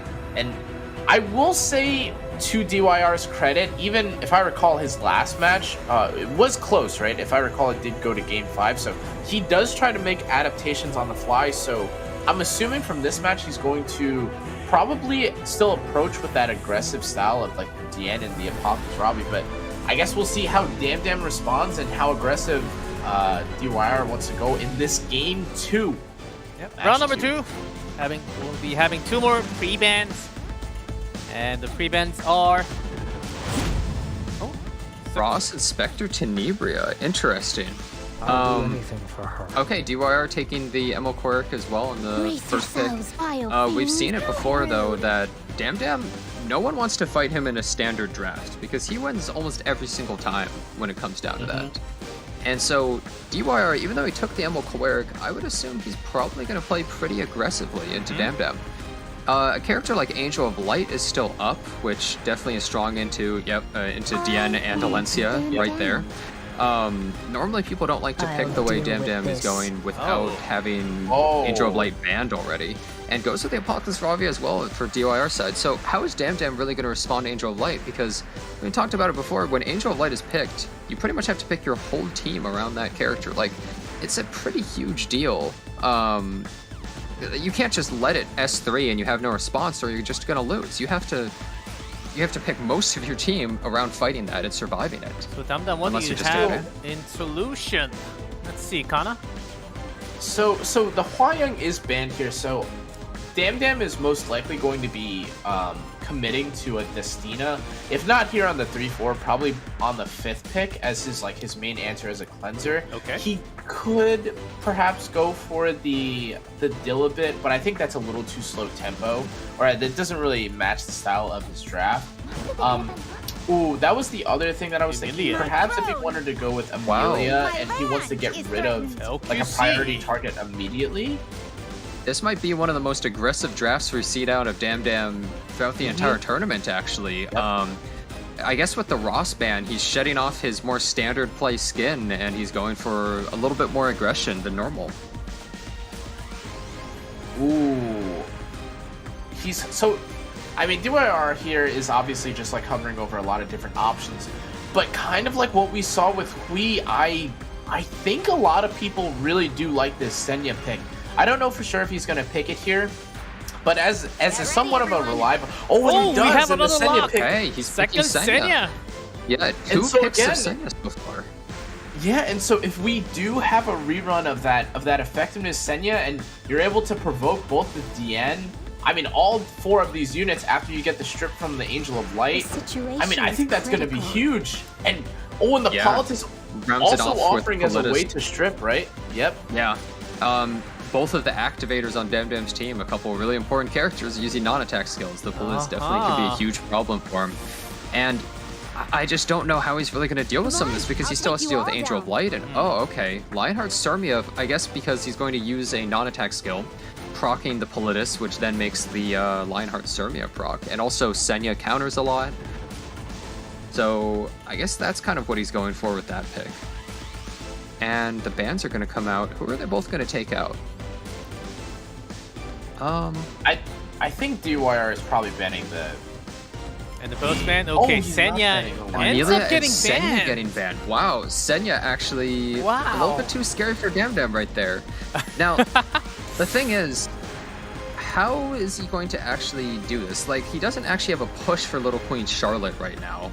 And Emil Quirk can S2, which attack downs, and there's a silence coming out of Angel of Light. Oh, so LQC will be extremely slow without the push from Amelia. Yeah, I mean, I would assume so. Most Little Queen Charlottes are going to only be around 50% on the bar or so. Let's see what happens in our second game, starting with Yen on the left from DamDam. Yeah, so look at the turn order. It doesn't really look all that great for DamDam, I feel like. So he uses a non-attack skill, and Politis is immediately going to proc. And it doesn't really do a whole lot of damage, which is definitely good for DamDam there. This is a damage Politis, we can see, judging by the health bar, how much damage it did, and the fact that it has souls. It makes a lot of souls. Yeah, even before we saw the damage dealt, usually just the souls tell you that. And he's trying to go for this stun right here. I don't know if he's actually going to get it, though. Yeah, he's just going to go for the S3. He may as well. Land as many debuffs as possible. DN can only cleanse 2, and then along with the... Oh, it actually debuffs the DN as well. I feel like this Angel of Light is going to just completely tear his team apart. Oh, some res coming down on Alencia, though. Yeah, that's a nice resist on her, but like, is that The Angel really of Light is enough? about Is that a going to turn matter? now, right? Well, Alencia's not going to get her buff stripped, but everybody else being silenced, like, they're just going to get torn apart overall, aren't they? Do I look Yeah, like a and pushover to I mean you? this little Queen Charlotte has negative value now. This is basically this is now, I guess, the Alencia show, but she's the Lionheart's army has already been procced. So although she can still use skill 3, I mean there hasn't been an AOE proc into for the Angel of Light to. I guess like use her skill 2 here, and even if you do end up killing the Politis, there's a very good chance that the Apocalypse Robbie just revives back, right? Yeah, so DamDam just has to be able to survive to actually get his skills off, but I don't know how well he's going to do that. Now, DYR's team isn't insanely aggressive with Apocalypse Robbie and Politis already having used her abilities, so, you know, he's kind of run out a bit of his steam, right? But the thing is, DamDam's team is in such disrepair that it's kind of a problem, especially if he gets silenced right here, right? This little Queen Charlotte, she's just a glorified adamant shield for the team so far. Yep. And Dian's getting, yeah. And Politis could even get a stun right here. Doesn't, but almost kills. Yeah, and it's gonna get cleaned up here, so you know, at the end of the day, like all is fine. And I think definitely this little Queen Charlotte is probably going to have no value, and there's a silence on the DN, and there's so many things I feel like that are going wrong for DYR here, and he decides to let the S3 rip, but I think what he's going to try to do is... Wow, it actually didn't crit anybody. He missed all of the attacks. I assume what he was going for is to attack Apocalypse Robbie into the little Queen Charlotte, or... Oh, he doesn't actually go for that. The thing is, there's just nothing that he can do. Yeah. As soon as the Angel of Light was pretty much just uncontested, I didn't really see what DamDam was going to be able to do against this team. It felt like he just had no answers to DYR's team. Yep. Yeah, and you know, it is I guess a little telling, because you would imagine that if you looked at like DYR's team, you'd see the Politis and you kind of see the Apocalypse Robbie, which you might be questioning whether or not there's enough damage to really deal with this team. But on the flip side, DamDam's team, even if it had worked in some essence, like doesn't really have a whole lot of great answers. If you want to use the Alencia skill 3, you activate the Angel of Light, who then strips you, and I mean you're ultimately still fighting the Apocalypse Robbie with Lionheart Sirmia, so there isn't even a great answer for trying to kill the Apocalypse Robbie in the end game. And I mean, you're about to see it here. You know, despite Lionheart putting in some work now, she's probably just going to die in a number of turns to this Apocalypse Robbie pick. I think a lot of people don't realize you can just tank through Lionheart Sirmia. If you have a bulky team, like, getting a dual attack sucks against her, but it's not the end of the match if your team is actually tanky. And Emil Poeric and A. Robbie here, they're just never really going to die to this Lionheart Sirmia. Like, DYR's got all day to win this match. He can just wait it out, and then he's got it covered. And he'll probably just S3 here just to accelerate this match and get it done with, even though he doesn't really care too much. Like, he can be really leisurely about this. Now Politis is back. Only DN. Even though it's a magical DN. Oh, she can't do too much.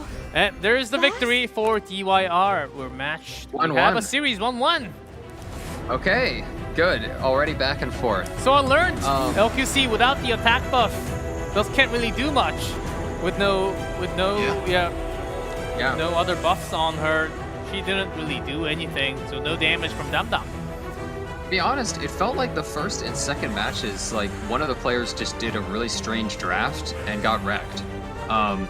It kind of felt like the other player didn't even have to go to their way to do some really big brain draft or anything like that. It felt like the player just kind of killed themselves in the draft and was just not sure how to approach it. Hey guys. And then they just got hard punished. Here comes a serious question. Why not post-ban A. Robbie?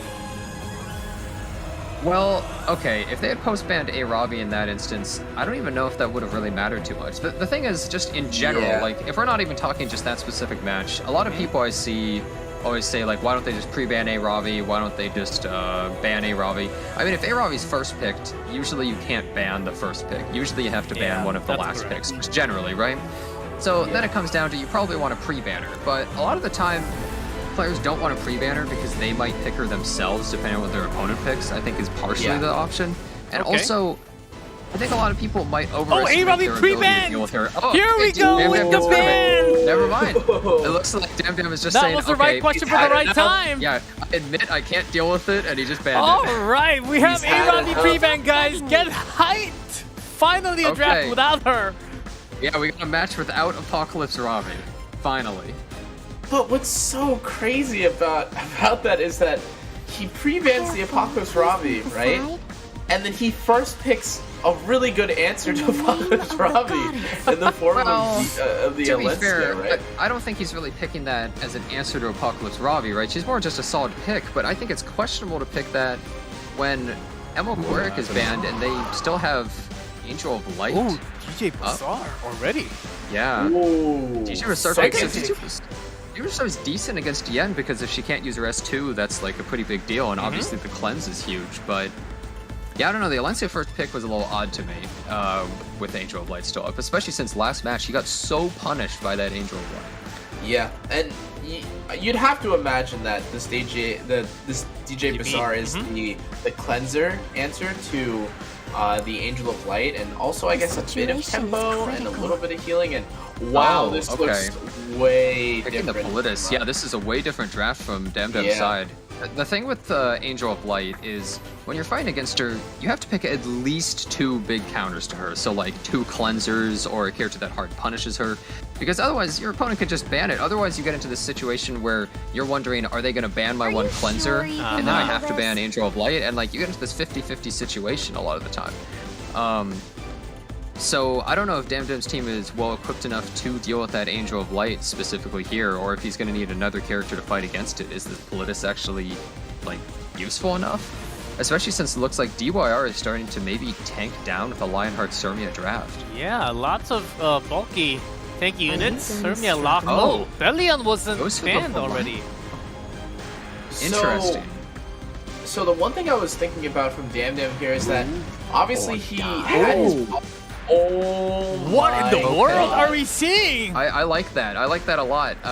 We don't really see much of this character, but... Oh, in the have Arch the scene, K. this is just 4 DPS basically in DJ Bazaar, but I was thinking that he would try and force, or force out the MO Sermia S2 passive to then strip it with the Alencia, but now, I mean, I can't really even tell you what this game plan is. G-Clef, Jenna, what do you guys think? Oh, let's wait for the last pick. And all of a sudden, after a Ravi ban, the drafting just got about like 50% more interesting. Okay, we do have Royal of Light locked from DYR. What are we expecting for the post bans? I guess maybe.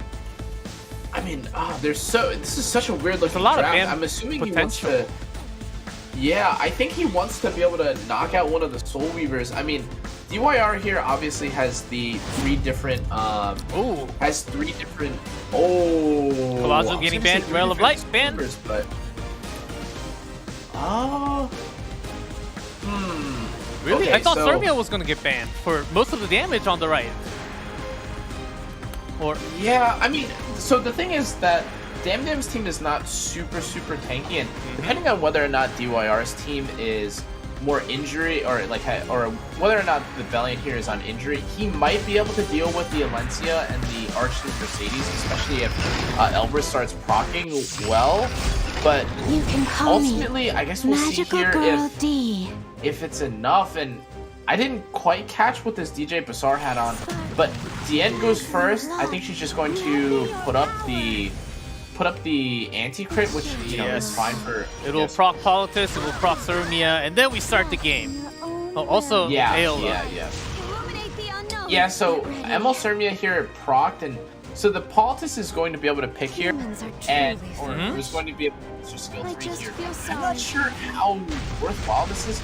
Interestingly enough, though, this is a lower HP Politis, but it's just not on book. Really? Okay. Hey, I'm back. My Welcome internet back. died. You didn't miss much. Oh yeah, welcome. We had some chain reaction to begin with. Sometimes even I'm amazed by my own Alright, taste. Yep, and I mean, this is about, I think, what you would expect from the very early. The Politis obviously proccing off of the DN skill 3 into Angel of Light, but so So the ML Sirmia does get stripped here, and ooh, there is the Elbrus from Bellion, and wow, that's a lot of damage onto the Politis. But as you can see, there is a little bit of injury, so this is an injury Bellion. So in case if the ML Sirmia ends up dying, there still technically is some way to chip away at the slightly tankier units. But the real question is if that's going to be enough, because as you can see from DY, counterattack, wait. A little too soon. Okay. That's actually pretty huge, because even though she gets another turn, she's not going to be able to cleanse that. Like, Diane does have her S2, however.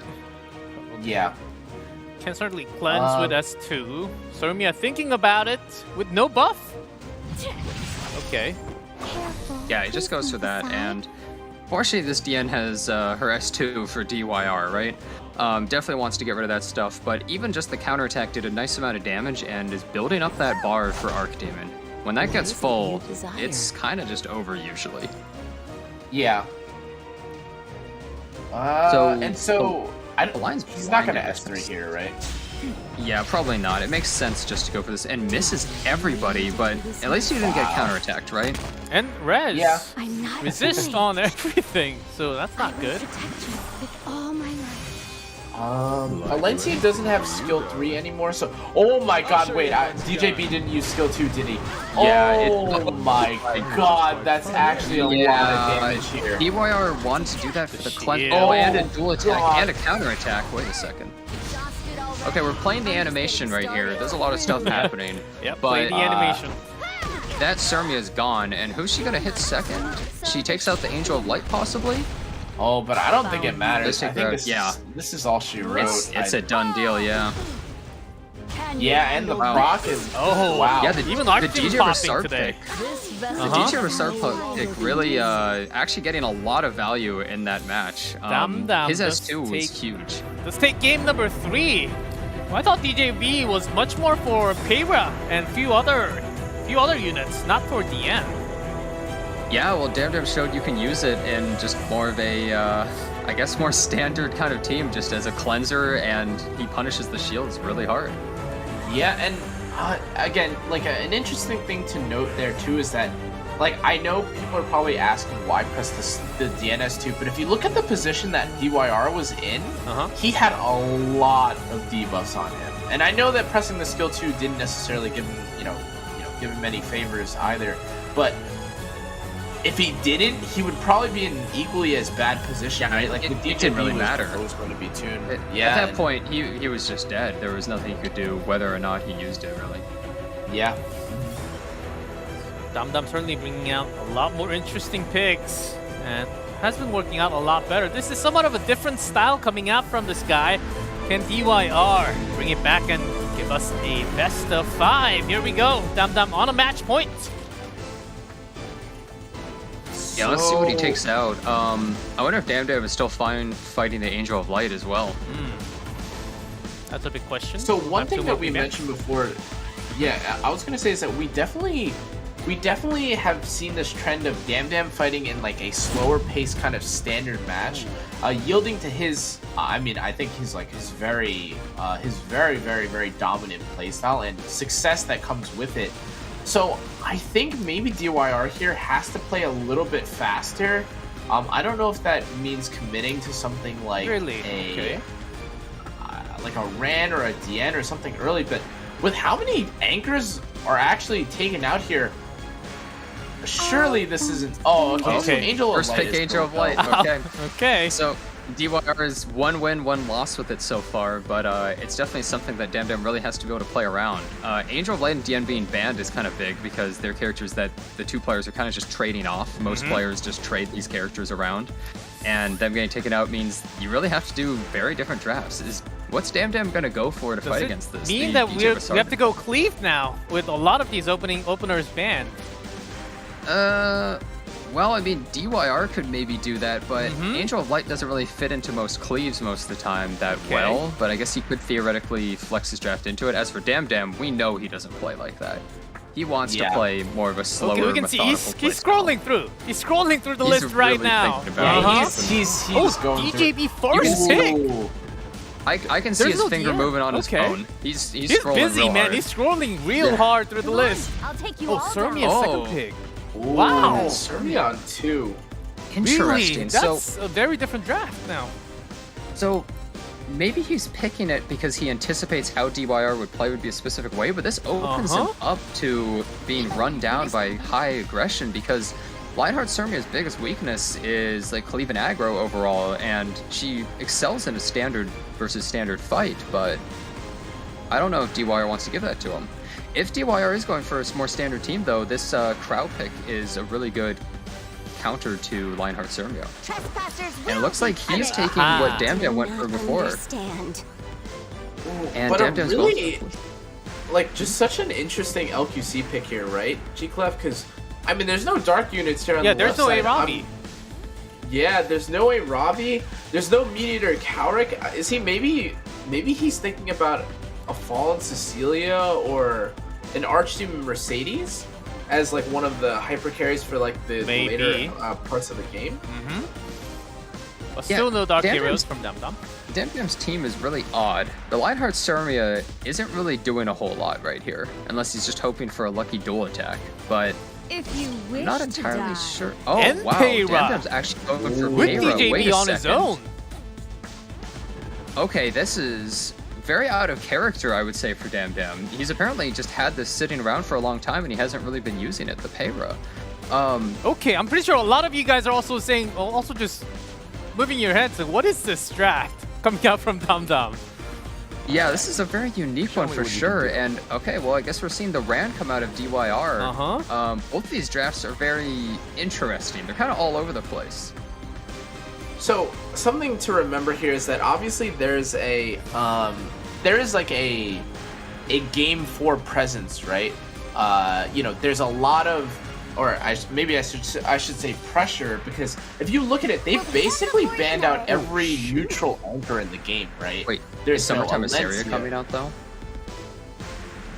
Ooh, maybe. Violet? I was thinking perhaps the beat Yes, against the ice units. Violet. Okay, Here we Violet. go. Yeah, that is a forced ban out of DYR's side, pretty much. Like, he DamDam's can't got really one fight that. more life compared to DYR. He's up 2-1. Yeah. And he's doing something that we haven't seen him do at all before. Like, Oh, this yep, is that's very right. out of character for him. And it's a This forced never ban. There was happened, no of way. course. DYR had to ban that. He had no choice whatsoever. And so DamDam's able to pick Peira with Politis on the team. Okay. And Emilia Ban on the right to kill the push onto LQC. I would kind of expect this Rand to take the first turn, though. I am not sure about DamDam's speeds. Maybe he's a secret speed demon. How but fast is DYR he on his Peira? Did we ever see him on Peira? From I don't DamDam? believe he's think ever so. drafted Really, it right. before. Okay, here we go. Time is up. The post bans are done. And game number 4. The first turn goes to Ran on the right. 3% off. Yeah, I can't really say I'm surprised. DYR is very fast. So this is a Politis who's very squishy, if I recall. So I definitely think that this is probably going to be a dead Politis on turn 1. Show me what you Yeah. With this Rand skill 3. It's kind And of then a it's huge really problem. Are you ready? I guess it's going to come down to what. Feeling. I guess how much damage that. Wait, actually, that doesn't look like that's Oh, going to kill. wow, wait, Barely it actually- survives. Ooh. It doesn't kill. Now, as long as Peira doesn't get countered here by Shu, Okay. And as you say Oh, that, no. Oh my god! And it's far from over, Prox, but unfortunately, Oh, Angel he Black got it! and it gets the the S2. That- S2. well, that actually pushed forward, and thanks, Jenna. okay, well, that actually pushed forward, which I think is a good thing. Because if Losing DJ to Rosara does push forward, Is an I think what he does is he Emma uses Sermia gets his Politis' skill 3. uses Politis' S1 into Lionheart Sermia's S3, I think. I think that's how he plays it, but I'm not entirely sure. At Oh, least he's- Paltus is still alive. Oh, wow. Situation is critical. So he actually, Time for the by doing that, he pushed them ahead. So now the Angel of Light is going to go before the Sermia. And even though they're not going to strip the immunity, they are stripping the defense buff. God. Stripping the defense buff is a huge amount of Lionheart Sermia's damage, is part of the issue. I will deliver unto you. That- Let's see if she even strips anything. Always a huge deal. Are you sure? And she does. Okay. No defense buff on Sermia. You have to think that You just have to go for it. or you have to think that DamDam was not predicting the politics to die there, right? Because I think he wanted that little extra bit of damage from the Angel of Light being forced to press Ooh, skill so 3. close. I think he also wasn't predicting his payroll to die, but Yeah. sometimes you just get a little bit unlucky. Well, I guess, you know, even without the dark units, you can just use this Oh, character as a nuker, right? Yeah, this little Queen Shard has 18,000 health. That's why I was able to survive all that punishment. That is it. That was it. We have our first game 5 of the day. I think that's what we sort of expected after the draft. Saying DamDam did have somewhat of a funky draft, let's just say that. DYR grabs this one sort of easy. Yeah, so the match has been pretty back and forth overall. It felt like DamDam's draft was almost there. Like, I like the Peyra Politis into kind of what DYR was going for. But the thing is, like, the Desert Jewel Bassar and the Lionheart Sermia didn't really pair all that well with them, I feel. It felt like a very disjointed team, and I think DYR's was a little bit more secure. If only DamDam had Violet. Well, if he had Violet, he instantly won that match. That was definitely a good last pick. It was a force pick. Ooh, and we're about to see Game 5, guys. If you thought that the picks were a little janky and the draft looked weird, and with 8 bans, wait till you see 10. 10 bans with a lot of openers banned, including Apocalypse Ravi. And that's what both players are thinking right now. It's like, okay, there's so many bans. What do I pick first, pick second pick? Angel of Light. Angel of Light has to be banned. Yeah, like pre-banned. unless he's picking Okay, it. that's, Like, that's Jenna's call. I would assume. Okay, game 5. 2 more bans, or 1 more pre-ban will be added. Angel of Light and DJ Bassar. Yeah, as well. The thing is, it felt like DamDam's whole playstyle was having trouble just because he had to deal with Angel of Light every single time, and it was just annoying for him, right? Amelia first pick. Okay. Yeah, Amelia's first pick is interesting. DYR, since he banned DJ Bassar and Angel of Light's banned, there's not really any counters to this character anymore. Alencia is also taken out, so we're back to the ages of where Peyra was pretty dominant and doesn't have many answers. Yeah, that is right. He actually could be going aggressive or more standard draft because now he doesn't have to deal with those counters. So this makes his draft very ambiguous, and he takes the little Queen Charlotte, also taking it away from what DamDam. I mean, DamDam picked it before the combo. Yeah, complete lead from DYR and a Beamer all of a sudden. So that's interesting. We saw that the Little Queen Charlotte has 18,000 health, so it's actually not easy for him to kill it either. Yeah, so we're kind of seeing Little Queen Charlotte, despite her being more of like a dark unit nuking niche kind of unit, who like doesn't want to get stripped, turn into somewhat of a neutral second pick. She does provide mitigation. She's like a nice nuker, and obviously you don't need to be fighting a dark unit necessarily to pick her, but you can kind of tell that DYR is trying to hide a lot of his picks here because he doesn't, you know, the DPS pool has kind of been diluted a little bit, right? Still a lot of the scrolling through units the that list. I think. Okay. Oh, and he knocked the Politics Politis. again. So the one thing about that is that she gets restricted. I'm not sure about her speed, but she's probably not going to get pushed up. So right now he's just getting like 20 souls, and he does a nice amount of damage, I guess, with the S2 and maybe strip some buffs, but if she's not getting the turn after, it could be a bit of an issue for DamDam. Okay, Alencia's banned, and yeah, a lot of top tier already banned out. Both players really have to think hard. Yeah, so DYR can go for a lot of things, and it seems like he's just going for Acid. He knows that the Politis is also squishy as well, so he knows that can kill like 1 to 2 targets, at least on DamDam's team. Oh, and he opts for this Sid as well. Sid. Okay, and yeah, he's going insanely aggressive into DamDam. He's like, I don't really care about these units, they're gonna die too easily. Yeah, and I think that DYR's team looking a little scary for him. Yeah, wants to finish this game number 5 a little bit faster compared to the other rounds. Can DamDam respond? He's got some more picks. The problem here is that people are probably thinking now, at this point, like you probably want to pick handle this? the tankier like Armin and stuff and such like that. But I don't actually know if anti-cleave is exactly what This is a DYR, formidable or moment. rather DamDam can afford to pick here. The Almost FCC, I Cecilia. will say, is quite good, but now you've actually given DYR a legitimate reason to use his skill 3 or like a gold? healer Oh, against it was actually- just Tywin! Tywin's coming out last. But 8 Tywin in 2022, Okay. boys. Yeah, well, the thing is, Ambitious Tywin is actually a character that, if you pick in the right positions, he's very strong. Like, some of these other characters, like Last Rider Crow, are the same. And yeah, he has to ban. He's like, I can't deal with that. But, like, can he Big fan. survive this onslaught that's about to come at him? Oh, A Sid and Green Sid. They're going to be Yeah. pretty fast, even if we have Amelia on the left. Amelia might not actually get a turn. Let's see. Game number 5. The winner goes up to the next round against Phantom. Tremble. Starting with Peyra. And A Sid, then Sid. The game Yeah, might I be mean, over this soon. definitely works out pretty nicely. Yeah, this might be fast. The thing is, this Sage, he's just getting the next turn. If this doesn't debuff him... Oh, but it does. Oh. If it was really high effect resist, it would just get a turn and be able to immediately sleep. But since it doesn't, I think that might be it. Like, Is that the amount of GG? damage... I think it might be. Let me warm up. If Politis had also resisted the restrict, she could have taken him out possibly too right there, but what's he gonna do?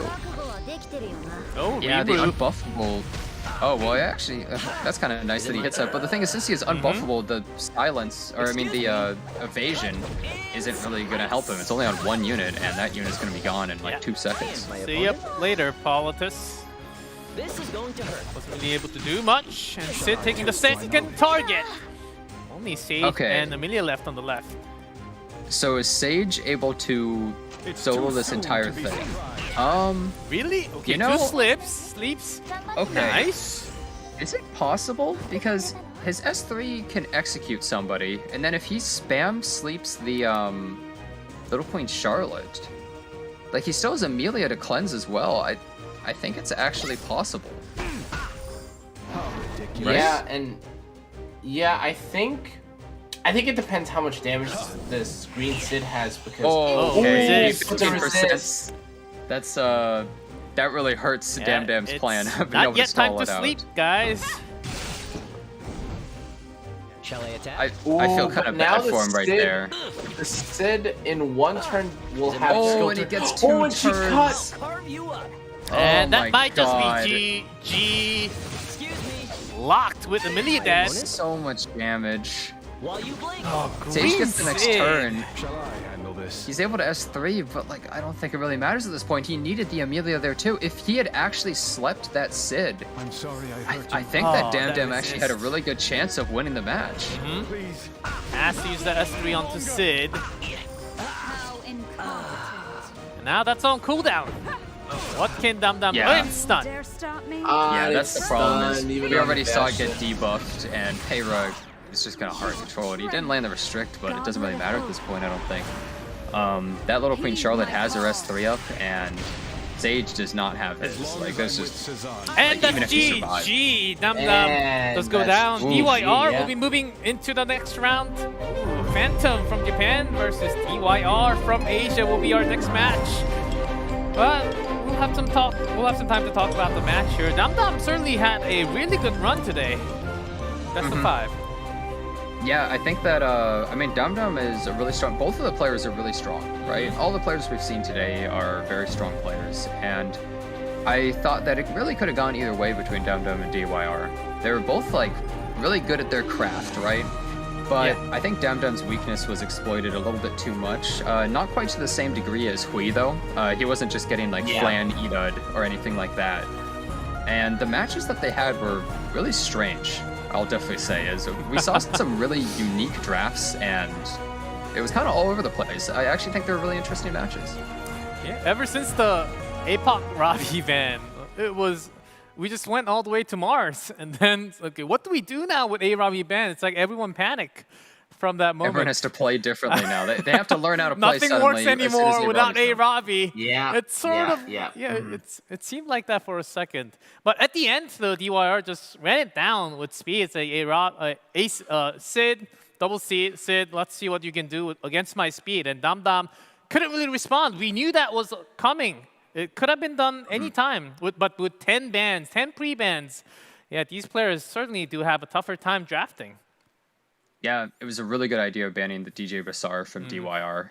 Opened up a lot more for him. Even with Angel of Light banned, it was still really useful for him with Payra. Yeah, I think this best of 5 was one of the more interesting one with a Ravi ban, and certainly a lot of target ban towards the opponent, and some heroes taken away from the as we saw Emilia pick from one side and LQC being picked up from the other. They were always trying to break the combo apart. That's what you're supposed to do during draft. Yeah, and I think a lot of the target banning and I guess the preparation that you could see from DYR like really paid off, right? And I kind of said it like 1, 2, like however many times at this point. Whoever is more or is like better prepared at specifically playing against the player and not just playing RTA, it feels like had the advantage like going throughout. We saw from players like Yunduan and like more adaptive players like Phantom even, where they're able to adapt to what's going on and really like punish like the draft so well. And this is kind of in this game 1, you can kind of see that in terms of like preparation, like even if DYR had prepared this draft, he kind of let DamDam play the game on his own terms. Whereas as you'll see later with some of the other matches, I'm sure Jenna can attest to it. Like DYR kind of gets into his own groove. He kind of sees what DamDam wants to play, and he punishes it from literally draft, right? Even before getting to the actual match. Yeah, this match was weird. I said it before, but the carrot pick I didn't understand at all. It just did not fit in at all. Yeah, and it was super weird. Yeah, surprising that we were missing her for the first few days of the main matches. Now she's back just when we need her, just when the player needs her to be picked. She's actually having a decent win rate so far today. So let's continue to the point on her as if she gets picked in the future in our final match today. And here's the draft from game number 2. Yeah, Angel of Light just took this match over. I was actually surprised DamDam let Angel of Light get picked in another match after. I would have immediately banned it after this, just been like, I am not dealing with that. DamDam seems to really like Alencia and Diane, and they're just terrible into Angel of Light. It becomes so much more frustrating to deal with it, and you start drafting kind of weird things like he does right here. Yeah, and so again, like as you mentioned, it's like you take him out of his comfort zone, and you can kind of tell. And admittedly, I didn't even think this is exactly how the match was gonna go. Like, I knew that there was gonna be some shenanigans because of the Angel of Light, but I definitely didn't predict it was going to go in this exact way with all the blinds, the control, and what it felt like to be a fairly oppressive draft coming out of coming out of DYR against DamDam. And I mean, I just think it's just good play, right? It's good draft philosophy. It's good thinking. Like he decided to play to his win con very simply, or very plainly and simply. And Apocalypse Ravi, which DamDam is like, I'm done with this Apoc unit. ban. All right. In game 3, right? Oh, didn't get to see Kawaz. So yeah, a bit of a shame we didn't get to see the Emil Kawazu. I think my internet disconnected around then, so I didn't really see what happened. But yeah, Apocalypse Ravi is a character that it seemed like DamDam and Hui should have been banning a little bit sooner. It seemed like it was just too strong in their opponent's drafts, and they just couldn't really deal with it. They had to get rid of it or pick it. yeah, the Shadow didn't do as much. Well, did some work, and surprisingly, Bellion actually went through the draft a couple of times in this match, not getting banned. Yeah, and I mean, not that it was like super impactful. I mean, just in general, I think you can see there was just a little bit too much. There was too much to deal with here, and like especially with like seal, like average seal rating, and I mean, you could just see. I mean, I think a lot of us have been in this position where you see like the 10 debuff blind ADS hopelessness, oppressiveness, and you kind of say to yourself like, be gone, right? It felt like DamDam's team was just really good into DYRs right there. The DJ Rasar is just the cherry on top with his S2 being able to really punish the DN while also being able to cleanse. So it felt like he was countering half of DN while also helping counter the Angel of Light. So he was just getting so much value out of his team. And Archdemon doesn't even care. If only DamDam had Violet here. Could have been a lot easier. But certainly DYR shoot popped off the leading couple of units on the left, I believe. And Ran, certainly we can't forget about DYR's Ran. Very strong. Yeah, and Lionheart Sirmia doesn't really do that much. That early pick was just so odd. It's like he was expecting something specific out of DYR and was trying to take away some of his options. Very early. I think it was Angel of Light first pick into his first pick of okay. that, and I think it was DJB and then Sirmia. Yeah. From DamDam. It felt like a very odd decision to take something like that because Sirmia is so weak into like aggro and cleave. She just doesn't really work. That's her main weakness, and DYR is just looking for any excuse to do it. Yeah, and the final game. And, you know, the quickest match, it wouldn't be an Asia server match if you didn't have at least one quote-unquote race. And, I mean, you saw it, right? Like, the attack buff, or, like, all the attack buff shenanigans, the damage shenanigans with fighting against the Politis, the Amelia, and the Rimuru. I'm sure a lot of people have seen it, this Assassin Sid, and especially, even less so the Assassin Sid, but this green Sid unit just has so much value. You do so much damage to the enemy team. Yeah, those two Sid, they can always be frustrating to deal against if you just do not have speed. How do you actually, what's like a good unit to deal against these two? Do you just have to post-ban? Well, usually you have to like hard tank up because most of the Sids are speedy Sids, right? Like this. So if you actually are incredibly tanky and he had his Fallen Cecilia, which got banned, then the Sid would have a lot more trouble actually killing it. I mean, if it was a full damage Sid, nothing could really survive that, right? If it has attack buff. But these speedy ones, like, you really have to just bulk up against it. And he was almost able to do it. Like, realistically, he totally had a chance there as long as he was able to sleep the Sid and then finish it off and permanently sleep that little Queen Charlotte. It's possible, right? You know, his sleep doesn't have a 100% chance to always land, especially with 15%, and I think it's only a 75% chance, but he gets multiple sleeps, like per Little Queen Charlotte's turn. Maybe you could slowly wear her down and Amelia push. It was possible if there wasn't a resist, I think. So I guess the only answer is have a better Sid on your own, or have some imprints on top of that? Better. Is that like the real only answer?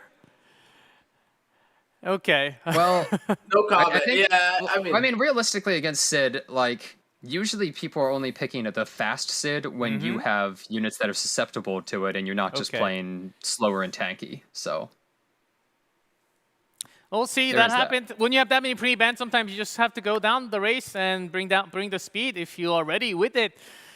With that match, I believe we are going to that final match very soon. We do have the winners from the matches that we just had. The represent from Japan and represent from Asia. We have Phantom versus DYR coming up very soon. But before that, let's take a short break and get ourselves ready with that final match of the day.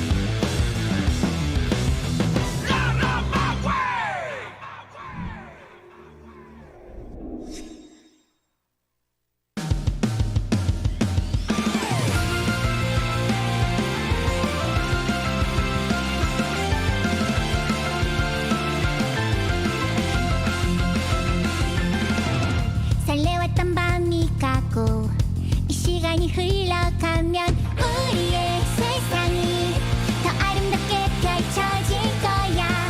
내 모습이 부끄러워 감춰지길 바래왔던 모든 걸 보여줘. 바다에 일렁이는 파도 속으로 떠나자. 손을 잡고 꿈이 반짝거리는 서로의 맘속에서 반짝이는 별처럼 떠나볼래. 푸른 바닷속으로 두근거리는 내 맘 안고 혼자가 아니야. 서로가 있어. 영원히 간직하고 싶어. 꿈만 같던 세계로 햇살 가득한 곳을 향해 좀 더 가까이 날개를 달아 별빛 반짝이는 바다를 Let's go.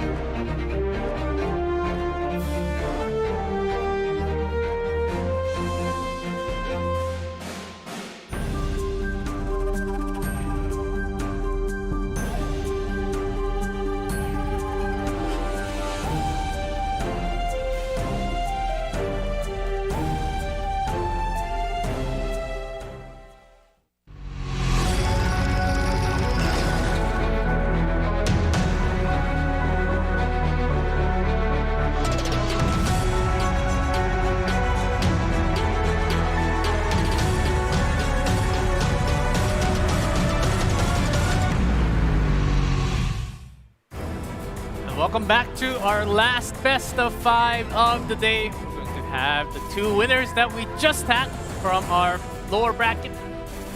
And that's going to be first, the best from Japan. We will have Phantom, pretty convincing win that he just had against Twee from Korea. Most picks, as you can see, that A Robbie all the way on the right has been bringing a lot of wins, especially for Phantom. Well, it seemed like both the players really liked A Robbie, and I think we're going to see both of them maybe fighting for that pick in the first pick. What if someone bans it in the pre-ban? No way. No way? There's no way. Because they It both happened won once, it can always happen again. Yeah. Is it me? Is it just me, or does Emerald Lilius look kind of small? Just, Compared to Brilliant, like, he's like really small chair. Yeah. Yeah. A lot smaller than I am. I But think of course, Bellion's just floating, actually. Yeah, it's probably just the floating. Yep, UIR, who just won a match in just 5 minutes, had somewhat less of a time to prepare, but I'm sure he's ready. He was able to show a lot of his fast units.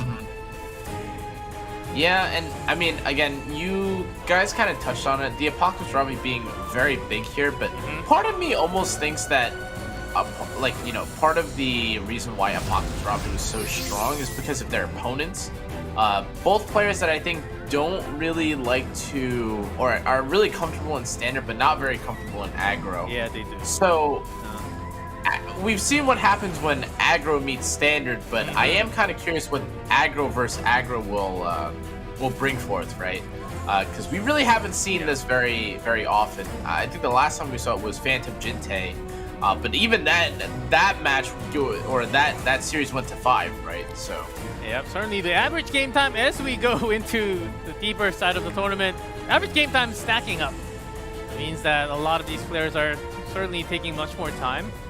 And win rate, I can't say it's too much of a difference. Of course, we do have the highlight on the right.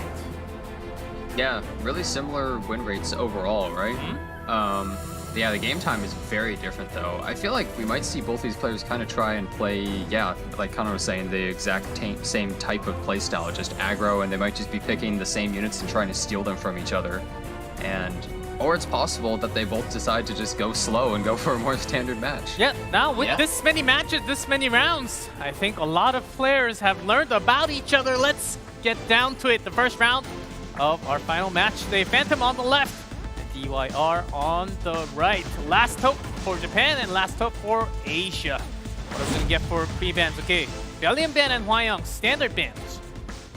Yeah, we see this like almost every single game, pretty much. Yeah. They pretty much just always take those out. Nobody wants to fight them, and we'll see what the first pick is. But I feel like Apocalypse Ravi is going to be picked in the first 3 right here, either this one or DYR's turn. yeah, I think definitely. Oh, the Conqueror Lily. I forgot this unit existed because the first matches she wasn't picked at all or banned, and in the second one she was banned immediately. Yep, she was. Yeah. I forgot about this unit, and there's Apocalypse Ravi, Emil Quirk. Wow, I haven't seen any of these characters. These first 4 characters, never seen them. Already the end. Fast picks from both. They continue to surprise me with these off-meta, like, strange picks. I can't believe it. And S10A might pop up anytime. Yeah, I mean, that's one of the big things. Yeah, go Connor. Yeah. No, I was gonna say so like the Belian, I mean, being banned does lend a, I guess like more priority on the Spectre Tenebria, but you can already see from DYR here, there's already not that much safety in the Spectre Tenebria pick anymore, because now you have the ML Sermia as a potential threat, but actually Phantom deciding that, like, forget the ML Sermia, I guess he kind of just wants to force the issue with the Spectre Tenebria, but or actually what he could be looking to do is maybe proc the ML Sermia early and then strip it with the Alencia immediately after. I mean, that's certainly Oh my god, Oberlin! okay. What? Yeah, so I was actually thinking he needs to go really aggressive, but I did not expect that. And Senya coming out of DYR, wow, okay. So it seems like the recent bounce patch bringing out some bit of unexpected units right here. Okay, Phantom's got something unique for us today. And Senya to respond. Okay, is it just going to be banned? As soon as he picked Spectre Tenebria, he had to try and close the match out a little faster because his Lionheart Sermia would be able to take it out, and he bans Ervelin. It breaks my heart. That's so disappointing to see, actually. At least still, we see Senya in this match. If that's what you need to win DYR, maybe he's made the perfect choice. Yeah, exactly. Like, S10 is still win percentage only low. The only 42% win rate for S10 in this tournament. Let's see, starting with C. Lilius. We haven't seen her all day today. For the glory of Perlin. She just starts up with Vigor. I'll take your life. He is going to have attack buff and vigor on Spectre Tenebria, which is pretty big. Vile fiends. Let's see if it's actually going to be enough to break through this Lionheart Sermia, though, because he needs to take it out as fast as possible. There's actually a lot of threats on DYR's side, realistically, and he has a clutch. There's a really, really good chance here that after the turn 1, that this S3 could actually, I guess maybe not with the Aureus, but you'd have to imagine that with Vigor and attack buff and souls from the Spectre Tenebria, that ML Sermia has to be dead, right? Yeah. I would think so, right? Should be, right? That's a lot of attack buff. 50 plus 30%, I've seen how much right? Alencia did that much damage. I don't see how Spectre Tenebria wouldn't kill. But he's actually deciding to go for the Senya instead. Really? And going for the 50-50. I'm kind of surprised. She's already provoked, so she's wasting a lot of time already. It seems a bit odd. But I guess he's using this on Lionheart? Yeah, okay. So this is yeah, going to so do a splitting ton of the- damage, Oh, and he'll be able to stun. finish it off with Alencia, I guess. Uh-huh. But wait, if Alencia gets provoked... People I love. Uh-oh. Jenna called it. Lose them again. Oh, actually, no. I did not call it at all. Okay. Yeah, I guess. Different target then.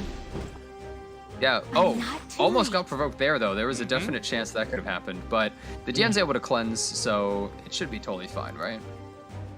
Holy DYR Yeah. is in Yeah, a should- nice position. Not as bad as we I thought don't know before. if he is. Over to I think you. he's in a bit of a difficult position, because this Lionheart Ceremia is about to get taken out right here. And his Senya does have speed buff, which definitely matters, because she's going to be able to take her turn a little sooner, and there's no cleanse on the left side. But, okay, Dian And taking he's the... just going for the duel. Senya too. Yeah, I think that's the right idea, because before she gets counter, you need to do as much damage. But, oh, he actually does take the turn. The Senya's not fast enough. That's a huge deal. If the Senya actually had been able to take her There's one turn, that would have res. been really helpful for DYR, but he's just kind of getting run down instead. Your life 'cause he's gone. ends here. Wow. And it's not really safe for DYR here to press S3 on anyone, so he has to pass the turn, but now I think Dian has one more turn until she gets the anti-crit back up, I think, right? Yeah, I think so. The Yeah, thing is, there's attack down on Yep. Senya too. Like, she's Yeah. not going to do that much damage, right? Even with the greater... Oh, actually, wait. No, never mind. It goes away. Again, these Yeah, Senyas Jen- are perfectly tuned with effectiveness to actually get provoked. Oh, Yeah, I'm all the wondering, team. like, what's the effect resist on the DNs? And also... Oh man, I don't know. This Spectre Tenebra is going to be a huge problem for him. And there's defense also break. defense That's break. huge. That's really big. Oh, the Senya's almost dead. No. Yeah, the problem is that it's too late for DYR. If he had been able to do this earlier in the match, it would have been huge, but he might be able to recover with a Apocalypse Ravi S3 finishing off the DN and bringing back someone important, possibly?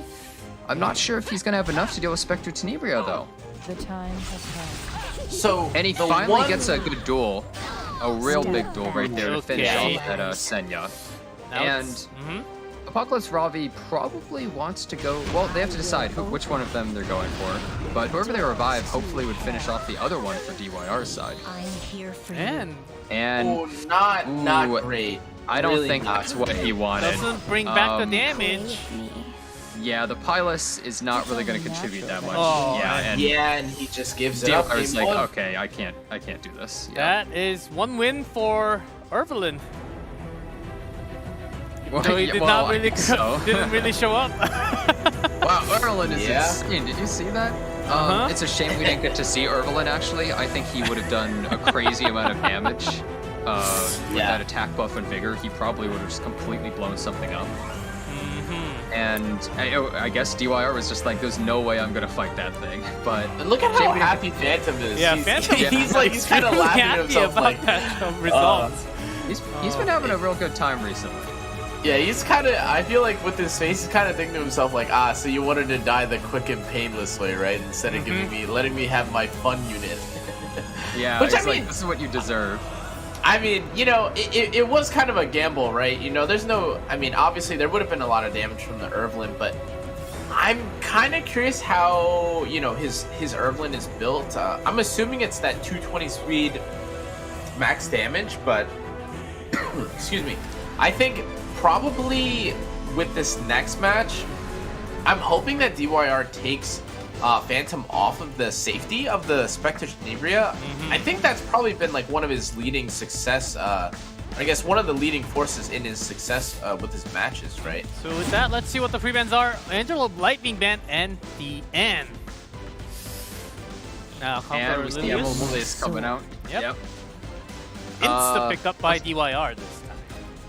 Yeah, it's just interesting that we saw so I'll little of her deal because she with was this. either just banned or not picked at all in the previous matches, but we're probably going to be seeing her in every single match between these two players until she's pre-banned, I would imagine. And now that's Apoc Ravi with what else from Phantom? So maybe a little bit of insight into why the Conqueror Lilius isn't that popular, perhaps, with players like Phantom and DYR, is because unlike Heir or DamDam, who I think are very, very comfortable with playing that protect that like mediator FCC Lionheart Sermia comp that like really bulks up and doesn't let you kill anything.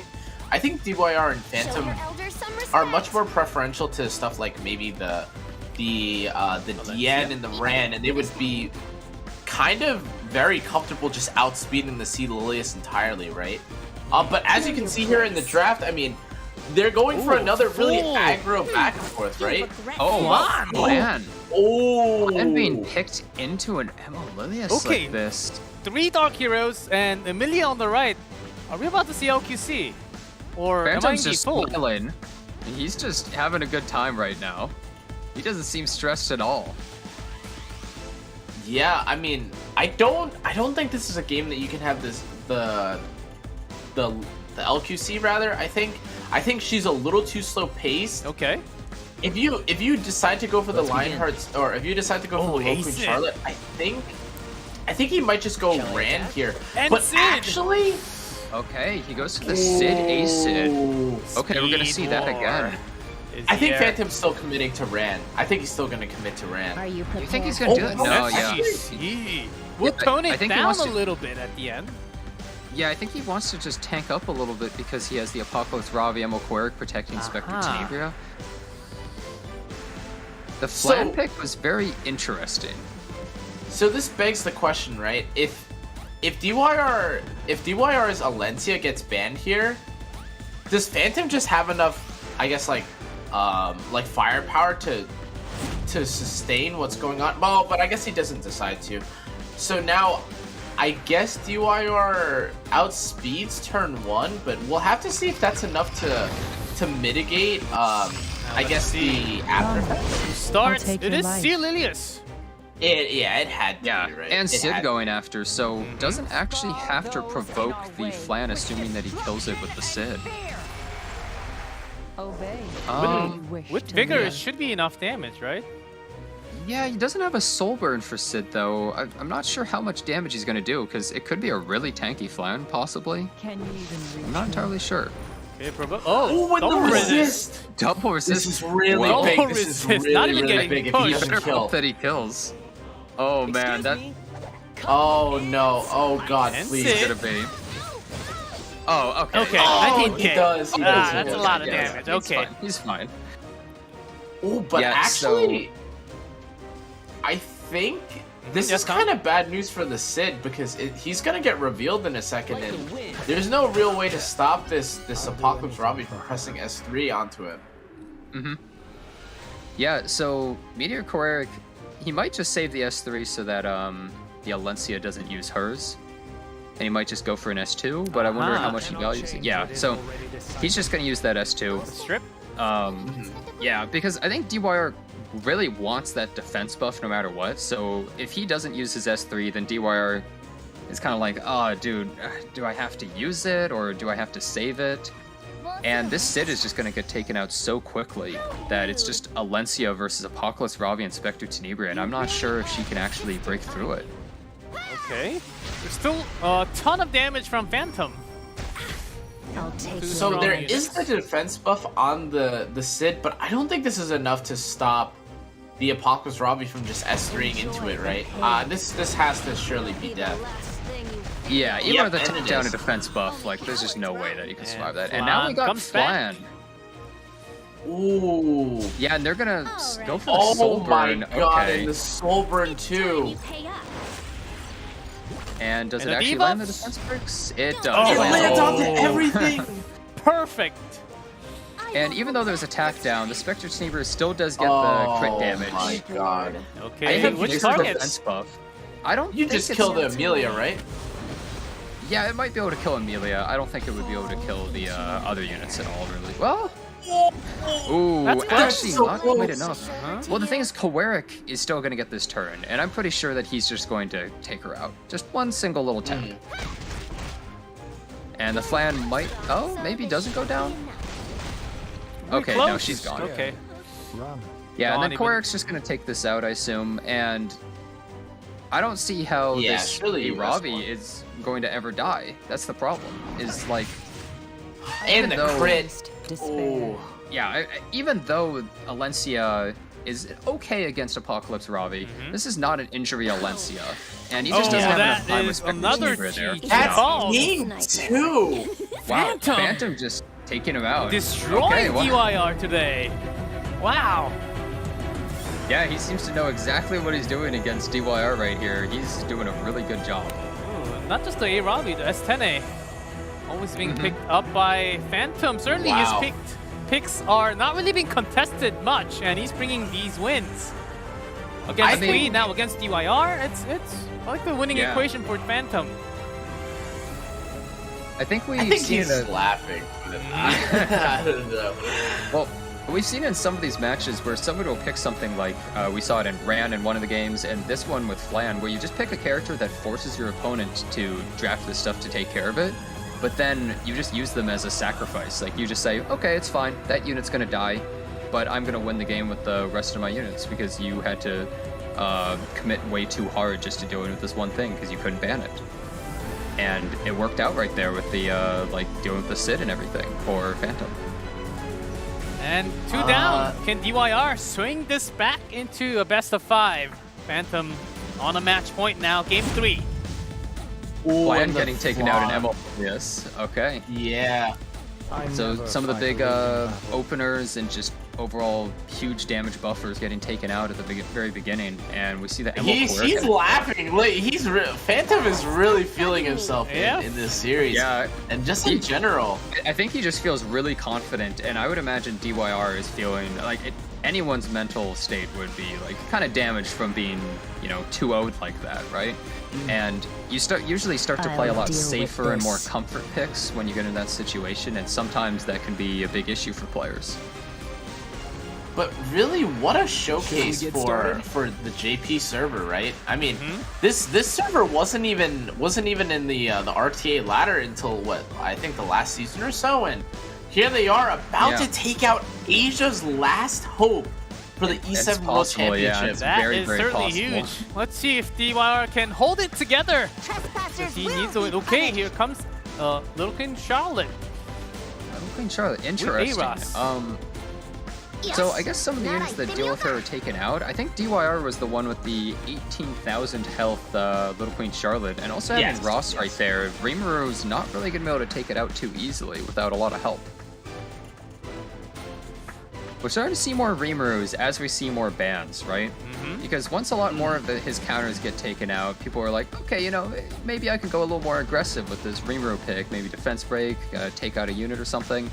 But he still has a lot of trouble versus Ross. That's one of the characters that was sort of the nail in the coffin for us seeing a lot less Rimaru, is there were just a lot of answers to him compared to before.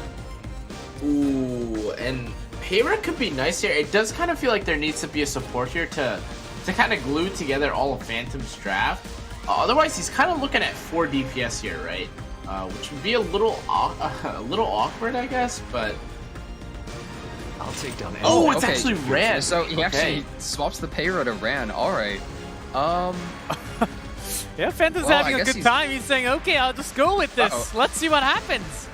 He's actually really laughing hard suddenly. Oh, interesting. I don't know what he knows, but... There's no reason to hold back. Oh, Sage. Okay, DYR is trying to go for some anti-cleave options now. Sage is a classic one. What's the other one going to be, though? I don't know if he really wants to go for something like Green Arm, and that seems like a bit of a weaker one. So he probably wants something a little more, Violet against Ran? I don't really like Violet here. Violet is not very good against Apocalypse Ravi a lot of the time, is the main issue. And to further your point, Jenna, like this Ran here doesn't even need to press S3. I mean, there is no longer a Violet, but I don't even know if the Archdemon Shadow is super great either, because it feels like whatever or both of the Violet potential pick and the Archdemon Shadow here pick are both about to either get one shot by like while being defense broken, or they're about to get one shot by the Rimuru. Quick post bans of Emilia and Emil Kawerik. Well, the thing with Phantom's side is he doesn't really have a bridge for right after the Ran goes, right?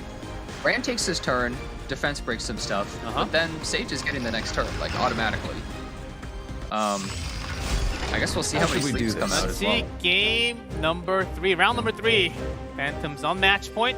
Shall I get Ran serious now? from Phantom. I always give All right, and see. RNLs actually. Yeah, That Luciella. could be really big. slash your justice in two. Is he gonna defense break though? Ooh! Oh, no one. Wow! Nobody. Wow. That's huge! Oh my god! He got 0 debuffs, And but he got a Phantom's still crap load of laughing. damage. Oh What? my god! All you can do. Is happening? Oh my god! Wait, please. Wait, Okay, wait, debuffs wait, is wait, not wait. allowed. No debuffs Make allowed. it stop. Make it stop. Oh my Okay. god. Stop. Okay, Does does land the defense defense break? break Oh, Rimu's into the gone! kill. Really important that that defense break landed. Oh my! Oh my god. Okay, Oh. it hits the Ross, doing some extra damage. That's pretty nice. And Apocalypse Ravi, Prove your worth. Oh, she's her sleeping. being slept there is pretty big. Is Arc Demon actually gonna land the seal, or any debuffs gonna land under that one sleep? If he can somehow strip the Apocalypse Ravi, that would be great. I think Okay. to set up the LQC S3, but oh, it he does land does. too. Yeah, you're right. DYR about to survive. Yeah, Oh, he's he just holding it. Yeah, he's actually. Yeah. I guess he's in no rush. He just doesn't really mind. I guess he wanted to build up more Hellcutter stacks so he can make sure that it dies in one hit. And since it's sealed, he can just keep hitting Apocalypse Ravi and it can't respond. If he's able to sleep it here, for instance, Ooh, Ross survived. pretty nice. Protect But you. yeah. It took you a little bit. You're like, wait a second, Wait. how's he still alive? I know, I thought Ross died like a few turns ago. Now he can provide this defense buff. Good for DIR. Yeah. I desire oh, is that your actually flesh. good? No, I mean, I think I guess he did that because Don't Arc Demon would let most them likely escape. break it anyways. So I think he Yeah, figured. Oh, that even duel. a bit of a help. I mean, it's a little crummy that loses the Hellcutter stacks, but I mean, that is free damage, Flies. right? Yeah. I will If this open Apocalypse Oh, and Ravi he's just gonna misses, send it out to the A-Ross? to hell. it misses and it Oh, doesn't kill. Oh, that's not good. It's looking like Phantom DYR is still says, alive. "Oh, that take it away from my hands. You win this one." DYR gets one in his pocket. Okay. All right, he's still alive. Okay, maybe Phantom's gonna take it a little more seriously, a little less laughing. I don't know. We'll see. RNG, given the RNG taketh away, the death break onto the Reamer really cost him that match, but also, you know, in fairness, the sleeps being resisted, but also the Ran S3 being resisted, and the 2 RNLs, and oh my Yeah, god, this there were round so was many layers certainly of... not what we expected after the draft. Yeah. A lot of chat saying, "Okay, this is 3-0. It's done," and it certainly was not after a few No. turns. Yeah, I mean, DYR, he's still an incredibly strong player, right? It's just Phantom is also really powerful, and hey, him still surviving maybe gives a bit of a confidence boost, right? Maybe Phantom's like, oh, wait a second, I could still lose this, and we're gonna see more bans, and I'm not sure if those bans are really gonna favor one player over the other, right? Because usually as you get farther into the best of 5, more characters getting taken out. Sometimes certain playstyles might have a bit more of an issue, or certain players just don't have enough things built, or they're just not experienced to draft with so many characters being taken out of the match. Okay. So whoever has, I guess, more of an open mind and is more aware of what characters they could possibly pick would have the advantage. Okay, we'll have 2 more bans. Hey, Ross actually getting a lot more bans today in the pre-bans, and Koeric gone. Still Phantom on a match point. DYR, can he bring us to round number 5? Ross Your and life Emil Quirk ends being here. taken out. We're taking out a couple of really big standard options right Oh, there, and yes. the A-Robbie Yeah. first pick makes a lot of sense, I think, in this situation with those being taken out. Ran is still available, and so is Politis. I mean, I don't think either of these players would still have it available, but there is so many options that are banned that if for some reason FCC ever got banned, I think these are both players that might actually have Pavel geared or could have Pavel geared, and it would be huge in this match because we're already missing the Angel of Light, the Bellion, and even the units that you might want to speed contest with, like the Conqueror Lilius. Maybe you don't want to deal with the Adventurer Roz. Like, all these options are available to you, But it does kind of look like, from what I could tell, that DYR, I think, is going to play more turn 2? Okay, wow. Takes the Alencian shoe. I think he maybe just wants to secure some of the big damage options or just bruisers right now. Rimuru again from Phantom. Rimuru is really good against the Alencian shoe, right? I guess he's decent. The only problem is he has a hard time killing them usually, but he is able to, I mean, especially if you're going really aggressively, possibly defense break and lead into some kills early on if Phantom decides to go really aggressive. And since he picked Rimuru, I'd expect that, right? Yeah. Certainly there's a lot of warriors on the board, but what do you pair up with? That's true. 4 warriors so far. Well, there's a lot of warriors in the game, it turns out, G-Clef. Yeah, high tier. We keep getting a lot more. high tier warriors. Well, the thing is, there still is like there still is Amelia and Rand if he wants, but ooh, the Crow. That's an interesting one. Now the thing is, a lot of the time, people like to pick characters like Shu into something like Lionheart Surmia as well. Otherwise, I think Phantom could possibly have gone for something like maybe Lionheart into Alencia. But what does DYR want to do? Most of the supports are taken out, right? We don't have Dien, we don't have Emil Lilius, Emil Koerik, Angel of Blight. Most of these really integral supports are being taken out, so is it just going to be like a mostly bruiser slapping each other like fight? Or Ambitious Tyrant coming out 3rd pick? We already have 8 pre-bans. Looking for more control, and it's the Violet! Violet. Violet. Phantom Jenny and Violet! Oh my god, it's Violet Violet. Is Phantom the duo? Is Jinte? Wait a second. This Jinte tried this last week. It worked. Yeah. Will it work again for Phantom? Phantom is such a crowd pleaser, man. Is being a clown today. But he's winning. No, he's still winning though. I think it's good. Yeah. Yeah, I think that actually works. Like, he took a page out of Jinte's book that we saw before, right? Like, the two of them played against each other, and they were pretty similar players, and now he's doing a very similar draft, and Violet getting taken out. Oh, Violet ban. Artemis Shadow Mercedes ban on the right.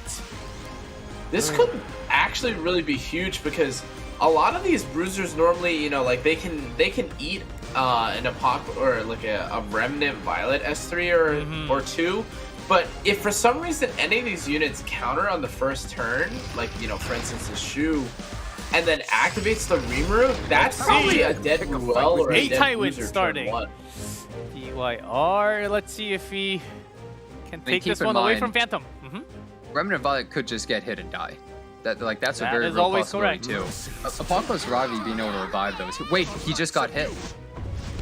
Oh. And he's stunned. I mean, Crow also being stunned is pretty big. Wow, okay. On the very first hit, huh? He still has his evasion though, so he's not like dead in the water or anything like that. Okay, never mind.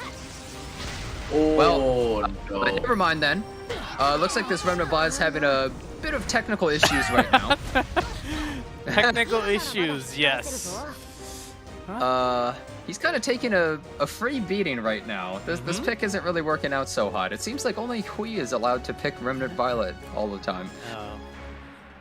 Let's see, the Rimuru did steal away the defense. And that's going to help a little bit for Phantom. Now let's see the S3 on which target? Well. Goes on the Ruel, okay. I'll deal with this. Yeah, I think definitely just wants to get a huge amount of damage down on this Ruel, so she's forced to use her turn healing herself. Yeah, he can go for 2 targets at the same time. Ruel's main weakness is that she can only heal 1 person per turn, and she's not especially fast, and she has long cooldown, so... Oh my god, and that the is Remnant a Violet. slap! He's almost out. He's 1 foot out of the door. The thing is, he Phantom's still not can smiling be revived. anymore. No need to worry. Yeah, he's serious all of a sudden, Gotta get serious. Right? As soon as Remnant Violet got hit, the smile was completely off his face. He was just like, are you kidding me? Push over to you. This is really happening with evasion on him. This defense buff on Alencia is really saving her because that defense break. And he gets by the way. DYR. Oh my god. Shu also S2. goes. Oh my god, and the Well, it Shu. did no damage. Okay, it's not too bad because it basically didn't do anything. Okay, the smiles are gone. Phantom, time to get your serious pants on. Yeah, gets the provoke on the Crow as well. If he's able to just keep controlling this Crow, this ambitious Tywin is actually like huge value in this fight so far. Yeah, the Alencia's anti-crit actually works. So Apocalypse Robbie, like, if she S3s it, if the anti-crit works. You go through. Here we go. And it works. Crits! It's counterattack. And S2! Into the S2. Some more damage. this It wasn't the point, most. yeah. Oh, and that Oh is my just. can do anymore. Here we go. Called. Oh Here we my go. Game 5. We not really see this coming, but here we have it, guys. Oh my UIR God. bringing it back. Riot doesn't work all the time. That was a match of just huge RNG. It could have probably gone either way realistically. And Remnant Violet completely just throwing the match. He was dead weight the entire time. Yep. Oh, this is certainly a heated match. I'm so hyped. Yeah. Whoa. I think Phantom. But he's still smiling. He's still feeling it, right? Okay. That's what you're gonna I'd be do. a little Okay. Let's take it to I'd 5. be a little bit worried about the reverse sweep there, though, right? Yeah, the reverse sweep, when it happens, when it starts to happen, the emotional damage kicks in. Mm-hmm. Yeah, because suddenly these guys are tied. Whoever Yep. wins this is gonna keep going, and whoever loses, like, it's gonna feel pretty bad. Yeah, and momentum is so key in these matches too, because Phantom might have been rolling with that momentum, or his high from like the previous matches, and then going into game 1 and then game 2. But Getting into game 5. I don't know. We go with the pre-bans. Yeah, with up to 10 bans. Oh, Okay, and S10, Alencia Spectre Alencia. Tenebris, so somehow Apocalypse Step Robbie's back, still making it out. Uh-huh. I'm kind of surprised that Spectre Tenebris and Apocalypse Robbie have lasted so long in the ban phase. I mean, one of them is taken out, but what are DYR's options? FTC first pick. Yeah, we still have characters like, let's see, Little Queen Charlotte, Archdemon, Shu. So we still have some like more priority bruiser characters if they decide to both play that way. Yeah, Fallen Cecilia actually one of the higher knights and has 57% win rate so far in this tournament. Very high. Yeah, Fallen Cecilia is a character that, even though she has more counters like Operator Sigurd and DJ Rosars, she still is a good character, right, by herself. It's just usually you have to draft her more later in the draft, so your opponent can't just punish you really hard. That's why we see the Operator Sigurd. Early OpSig. Yeah. Looks Operator like, Sigurd, 66% win rate. Very high. Yeah, I mean, Operator Sigurd's a character that usually when she's picked, she has to be banned. But we have characters like Flan are taken out, Emil Queric is taken out, like a lot of support for it is taken out. Ooh, Sage DYR. I think you go for Charles here, right? Oh, yeah, I guess you might be right because he has to support it somehow. And hey, wow, Tywin from Phantom this stealing- time. He's stealing the ambitious Tywin. Is able to cleanse the Sage's fleet from his entire team, and I guess Kana's right. Yeah, he's going for the closer Charles. Good call, Kana there. Charles. And what else? DIY got one more slot. What is the perfect pick to bring you the victory? Okay. I know it's really crazy and it's really bad to do it. But I think, depending on what this DYR last pick is, I think he's just going to ban FCC and try to kill everything. Armin locked in. Going for that Because this counter has to be an OpSig ban. Like, irrefutably, right? Yeah, I mean, the problem is Apocalypse Robbie is going to be a real pain to deal with if something like if something like the Archdemon got banned, right? Still thinking about it. 10 seconds. Okay, and he gets rid of the green armor. Oh. Okay, so how fast is the Sage compared to the Operator Sigurd, I wonder? This could be something really important. We'll have that answer real soon. Final round between the two players. Here we go. Charles going first. Oh my god, that's it. That's it. Is this it? Yeah, that's the game. Actually, wait, Archdemon could... No, not too soon. Okay, Archdemon? Oh my god, please no.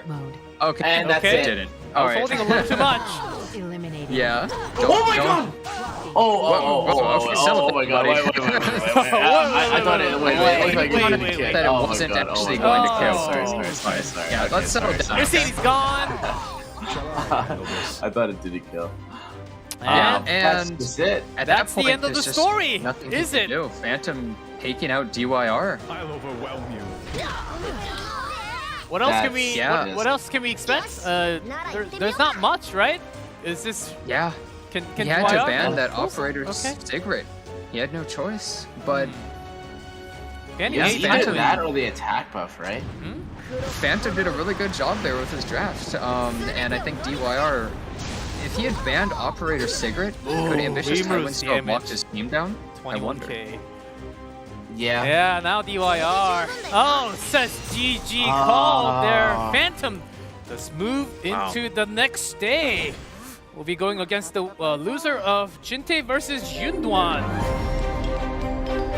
Man, Asia out before losers final. Got a caddy here. Oh, Jinte's got hey, a everyone's puppy, got their and pets. Phantom's got Oh, a she's so very cute cat. The cat is so cute. Oh. He's Let's see. attributing his win to the cat. Is Wow, this- cat buff, true. Is this calling for something? Maybe Jinte versus Phantom in the grand finals? We'll Yeah, see. Let's if- see. If Cat they had a versus run the back puppy. in the finals. That will be crazy. Yo. That was certainly one of the best of 5 that we have seen. DYR Yo, almost Yunduan- pulling it through. Yunduan better come out with a giraffe or something for one of his pets, man. You know, he got the cat and the dog already, you know? Yeah, Phantom today, oh, he had a lot of room. I think with the 2-0, Phantom was just trying a lot of things just to, okay, let's see if I can win with this. Okay, that didn't work. Let's see if I can win with this. Yeah. The Violet and the Violet combo didn't really work. And okay, game Yeah. 5, I'll get my series mode on, and then DYR couldn't really handle the 10 pre-bans that we had. Yeah, Phantom has only lost to Jinte, right? Like that's how he got into the I lower bracket after think all. so, and it was all And- 5 games. Mm-hmm. Yeah, and Jinte is one of the favorites to win the tournament. So, I mean, no one knew exactly how strong Phantom really was, but he took Jinte to game 5, and now we're seeing he's pretty damn strong, right? He's making it out of the lower bracket right here, just about, and Yes, we'll see how certainly it a big pans out. surprise. How did your predictions go so far? Well, we only had, I believe, 2, not 3, because we didn't know who was going to go for the second. But with the bracket filled up, I'm pretty sure the prediction for the final day should be popping up real soon. Make sure to do that prediction. But who would have expected? I don't think not that many would expect the best from Japan to be in the top 3 slot in the entire tournament. Well, I certainly didn't. Maybe you guys did. yeah, I think I a lot of mean- people probably didn't, right? What about you, Connor? Yeah. No, I was gonna say I think like we coveted, or I feel like we definitely emphasized this at the start of the tournament. We keep re-emphasizing it after each match, and it's part of the reason why even his opponent got to this point, right? The more adaptive and the more flexible player will always, or has historically tended to do so much better. Like you see it, Phantom can play whatever he wants. He can play the aggressive Arvelin. Lilius, he can play the Alencia. Yeah, I mean, for God's One sake, for there's one an ban. there's an Ervelin in a So fifth let's call pick, that right? a win for Arvelin, okay? Yeah, Yeah. And Hey, it's I mean, just- Ervelin was a forced ban. yeah, yeah, right. Yeah, I mean, the And it's matches just- were really back and forth between the two players. And Phantom just, at the beginning, he was just completely dominating DYR. It felt like DYR just couldn't respond at all after the first 2, but he actually almost made a comeback, and that probably made Phantom sweat a little bit. Yeah. It's possible that in the finals we could see a cat versus dog owner, Jinte versus Phantom battle, Well, right? we don't know what Yunduan's But- got. Yeah, in but it. you see, Fish. Maybe yeah, is a Yunduan's got, bird or a fish? wolf or something. Yeah, a bear. Wolf? Yeah, We'll just a see. bear? Oh, We'll okay. see. Yeah. Maybe a lion I mean, in his cage. Oh, Yoon yeah. Dwan versus Jinte could go either way, though. In this match, let's see. Yeah, this is where the Flan was just, she was the bait, right? And she gets taken out, but you have Apocalypse Ravi. It's like, okay, character gets taken out, let's bring him back. You have a squishy unit that's revealed. They have no stealth or anything. Immediately can just take it out with Apocalypse Ravi. You can't stop it. I guess that's one weakness after Sid. You get a kill on 1, but immediately after you're very squishy. Well, So- a lot of the time you get a kill on like 2 with him, though. That's Okay, the yeah. true So value with the of extra Sid, turn, right? yes. That is correct. Yeah. But into a team like this where most of the units were just too bulky, he just wasn't able to give them enough value. Yeah. Yeah, I mean, again, like just crisp play. I think from both players, right? Like just as like a little side note, I think both of them were pretty like throughout the day or throughout the night played very well. I would say, right? Yeah, still a great run from DYR. He almost brought it back. Yeah, definitely. I mean, initially after the qualifiers, DYR was considered one of the people to be one of the favorites of the tournament, right? Yep. He had just such clean wins and was really dominant. Phantom, like, he looked strong, but the thing is, you also have to see it as Japan was a smaller region and there was less opponents for like that were really strong compared to some of the other regions, right? Like, you have less competition in that bracket. Yep, and that so is true. no one really knew how strong Phantom truly was, right? Oh wow, yeah, the ran right here was pretty crazy with those, that defense break two from RNs. Ross. Yeah, lots of Oh big wait, this right RNGs. here, like imagine if that just didn't defense break, right? Yeah, it definitely would have changed how the match was, just because Rimuru actually getting a turn probably would have changed things a bit. Yeah, Rimuru did 0 on that game. Yeah, Rimuru was just dead weight. Yep. And that was just a pretty clean win from DYR overall there. Yeah, Ambitious Taiwan actually coming out multiple times by DYR, and then Phantom ended up being like, okay, you know what, I'll pick it too. And DYR was like, I guess I'm gonna get rid of that, and I'm not sure if that was the right ban in that situation. Yeah. And I mean, again, like you can see how, like, to like further my point, I hate to keep harping on it, but like look at all the different comps that they played. Like they went from Cleave to Crow Rylet to you know, like like these 8 Tywin, right? And like DYR is someone that, don't forget, like did play Ran APOC earlier in the bracket, right?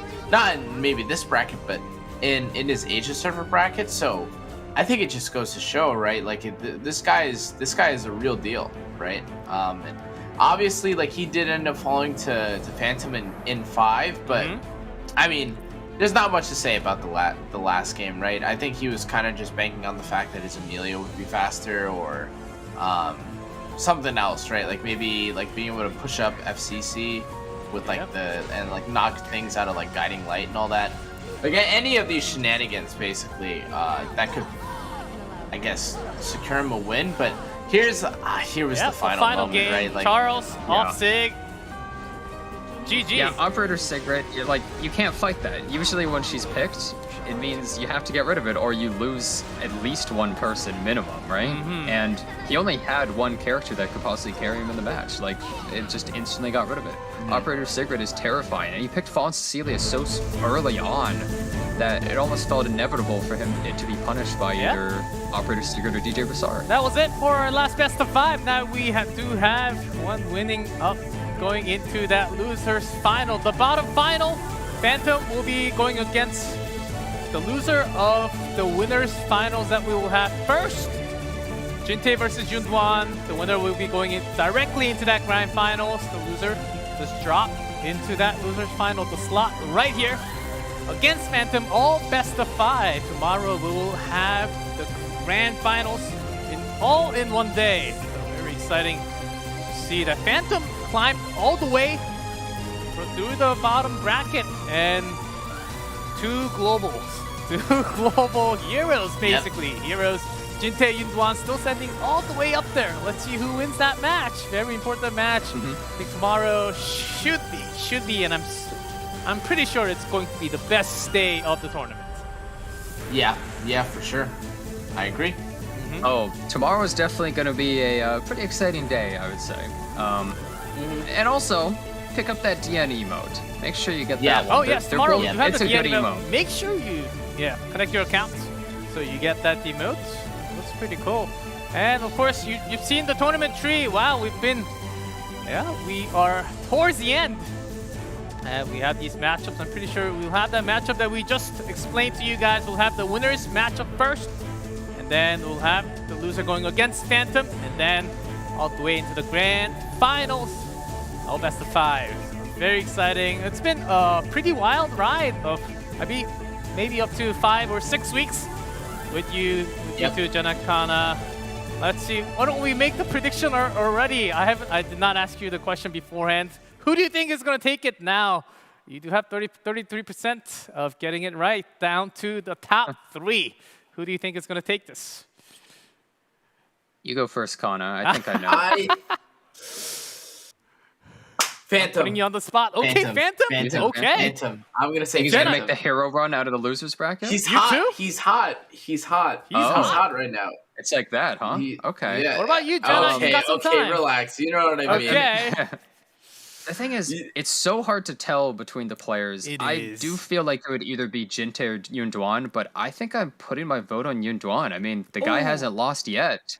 Hey. And Okay. he's sort of like, he was like the dark horse in the tournament, and he's been doing so well that I could say, the thing is, Jinte could totally just, it's possible maybe Jinte just smashes him. Like, I'm not entirely sure. That can happen. But I think I'm just going to vote for Yunduan and see what happens. Okay, I was going to say Yunduan, but I'll change my vote. I'll go for Jinte. He's got the puppy buff. So let's see. One We all have one someone apiece. different. Uh-huh. It will be the best day for sure. So, well, we have 2 global and 1 Japan now. What a big surprise towards the end. And we had certainly lots of interesting picks.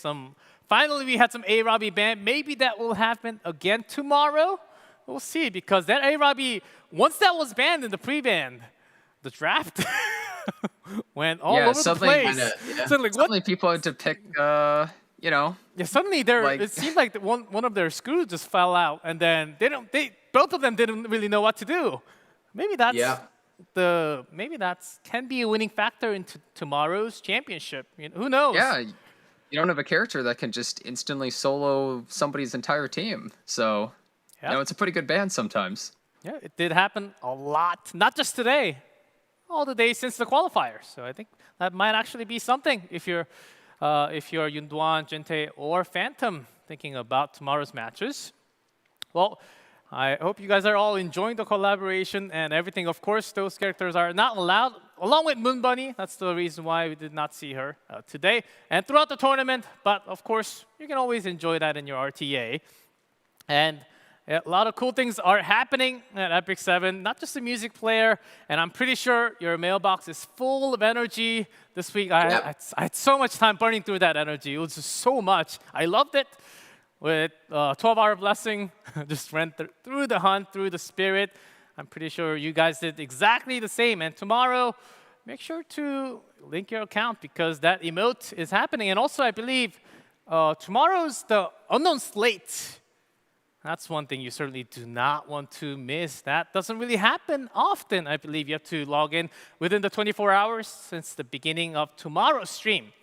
So make sure to participate in every single event possible for maximum, and also social media, so you get your chance. Who knows? You might be the one getting that gallery volume. Or I believe there was something else on the final day. Can't recall exactly. Let's see. Yep. Jenna, we made the prediction to global, and 1 only from Japan, Phantom, left, along with Yunduan and Jinte. Let's see who will be the final winner and become the champion in less than 24 hours. We only have top 3 players now in E7WC. One final day, that's going to be tomorrow when we come back. Thank you for watching the World Arena Championship. When we come back, it will be the last day of the tournament. Do not miss it. Thanks for watching.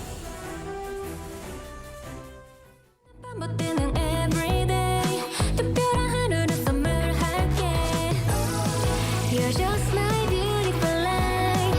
너를 힘들게 하는 모든 걸 잊어버려. Stay me in my kingdom. 무기력한 날들 견디기 힘들 때면 언제든 찾아와. I'll be your energy. Just say 생크림 케이크를 한 조각. Just say 진한 밀크티를 한 모금. Just say 퍼지는 달콤한 향기에 고민은 마법같이 fade out.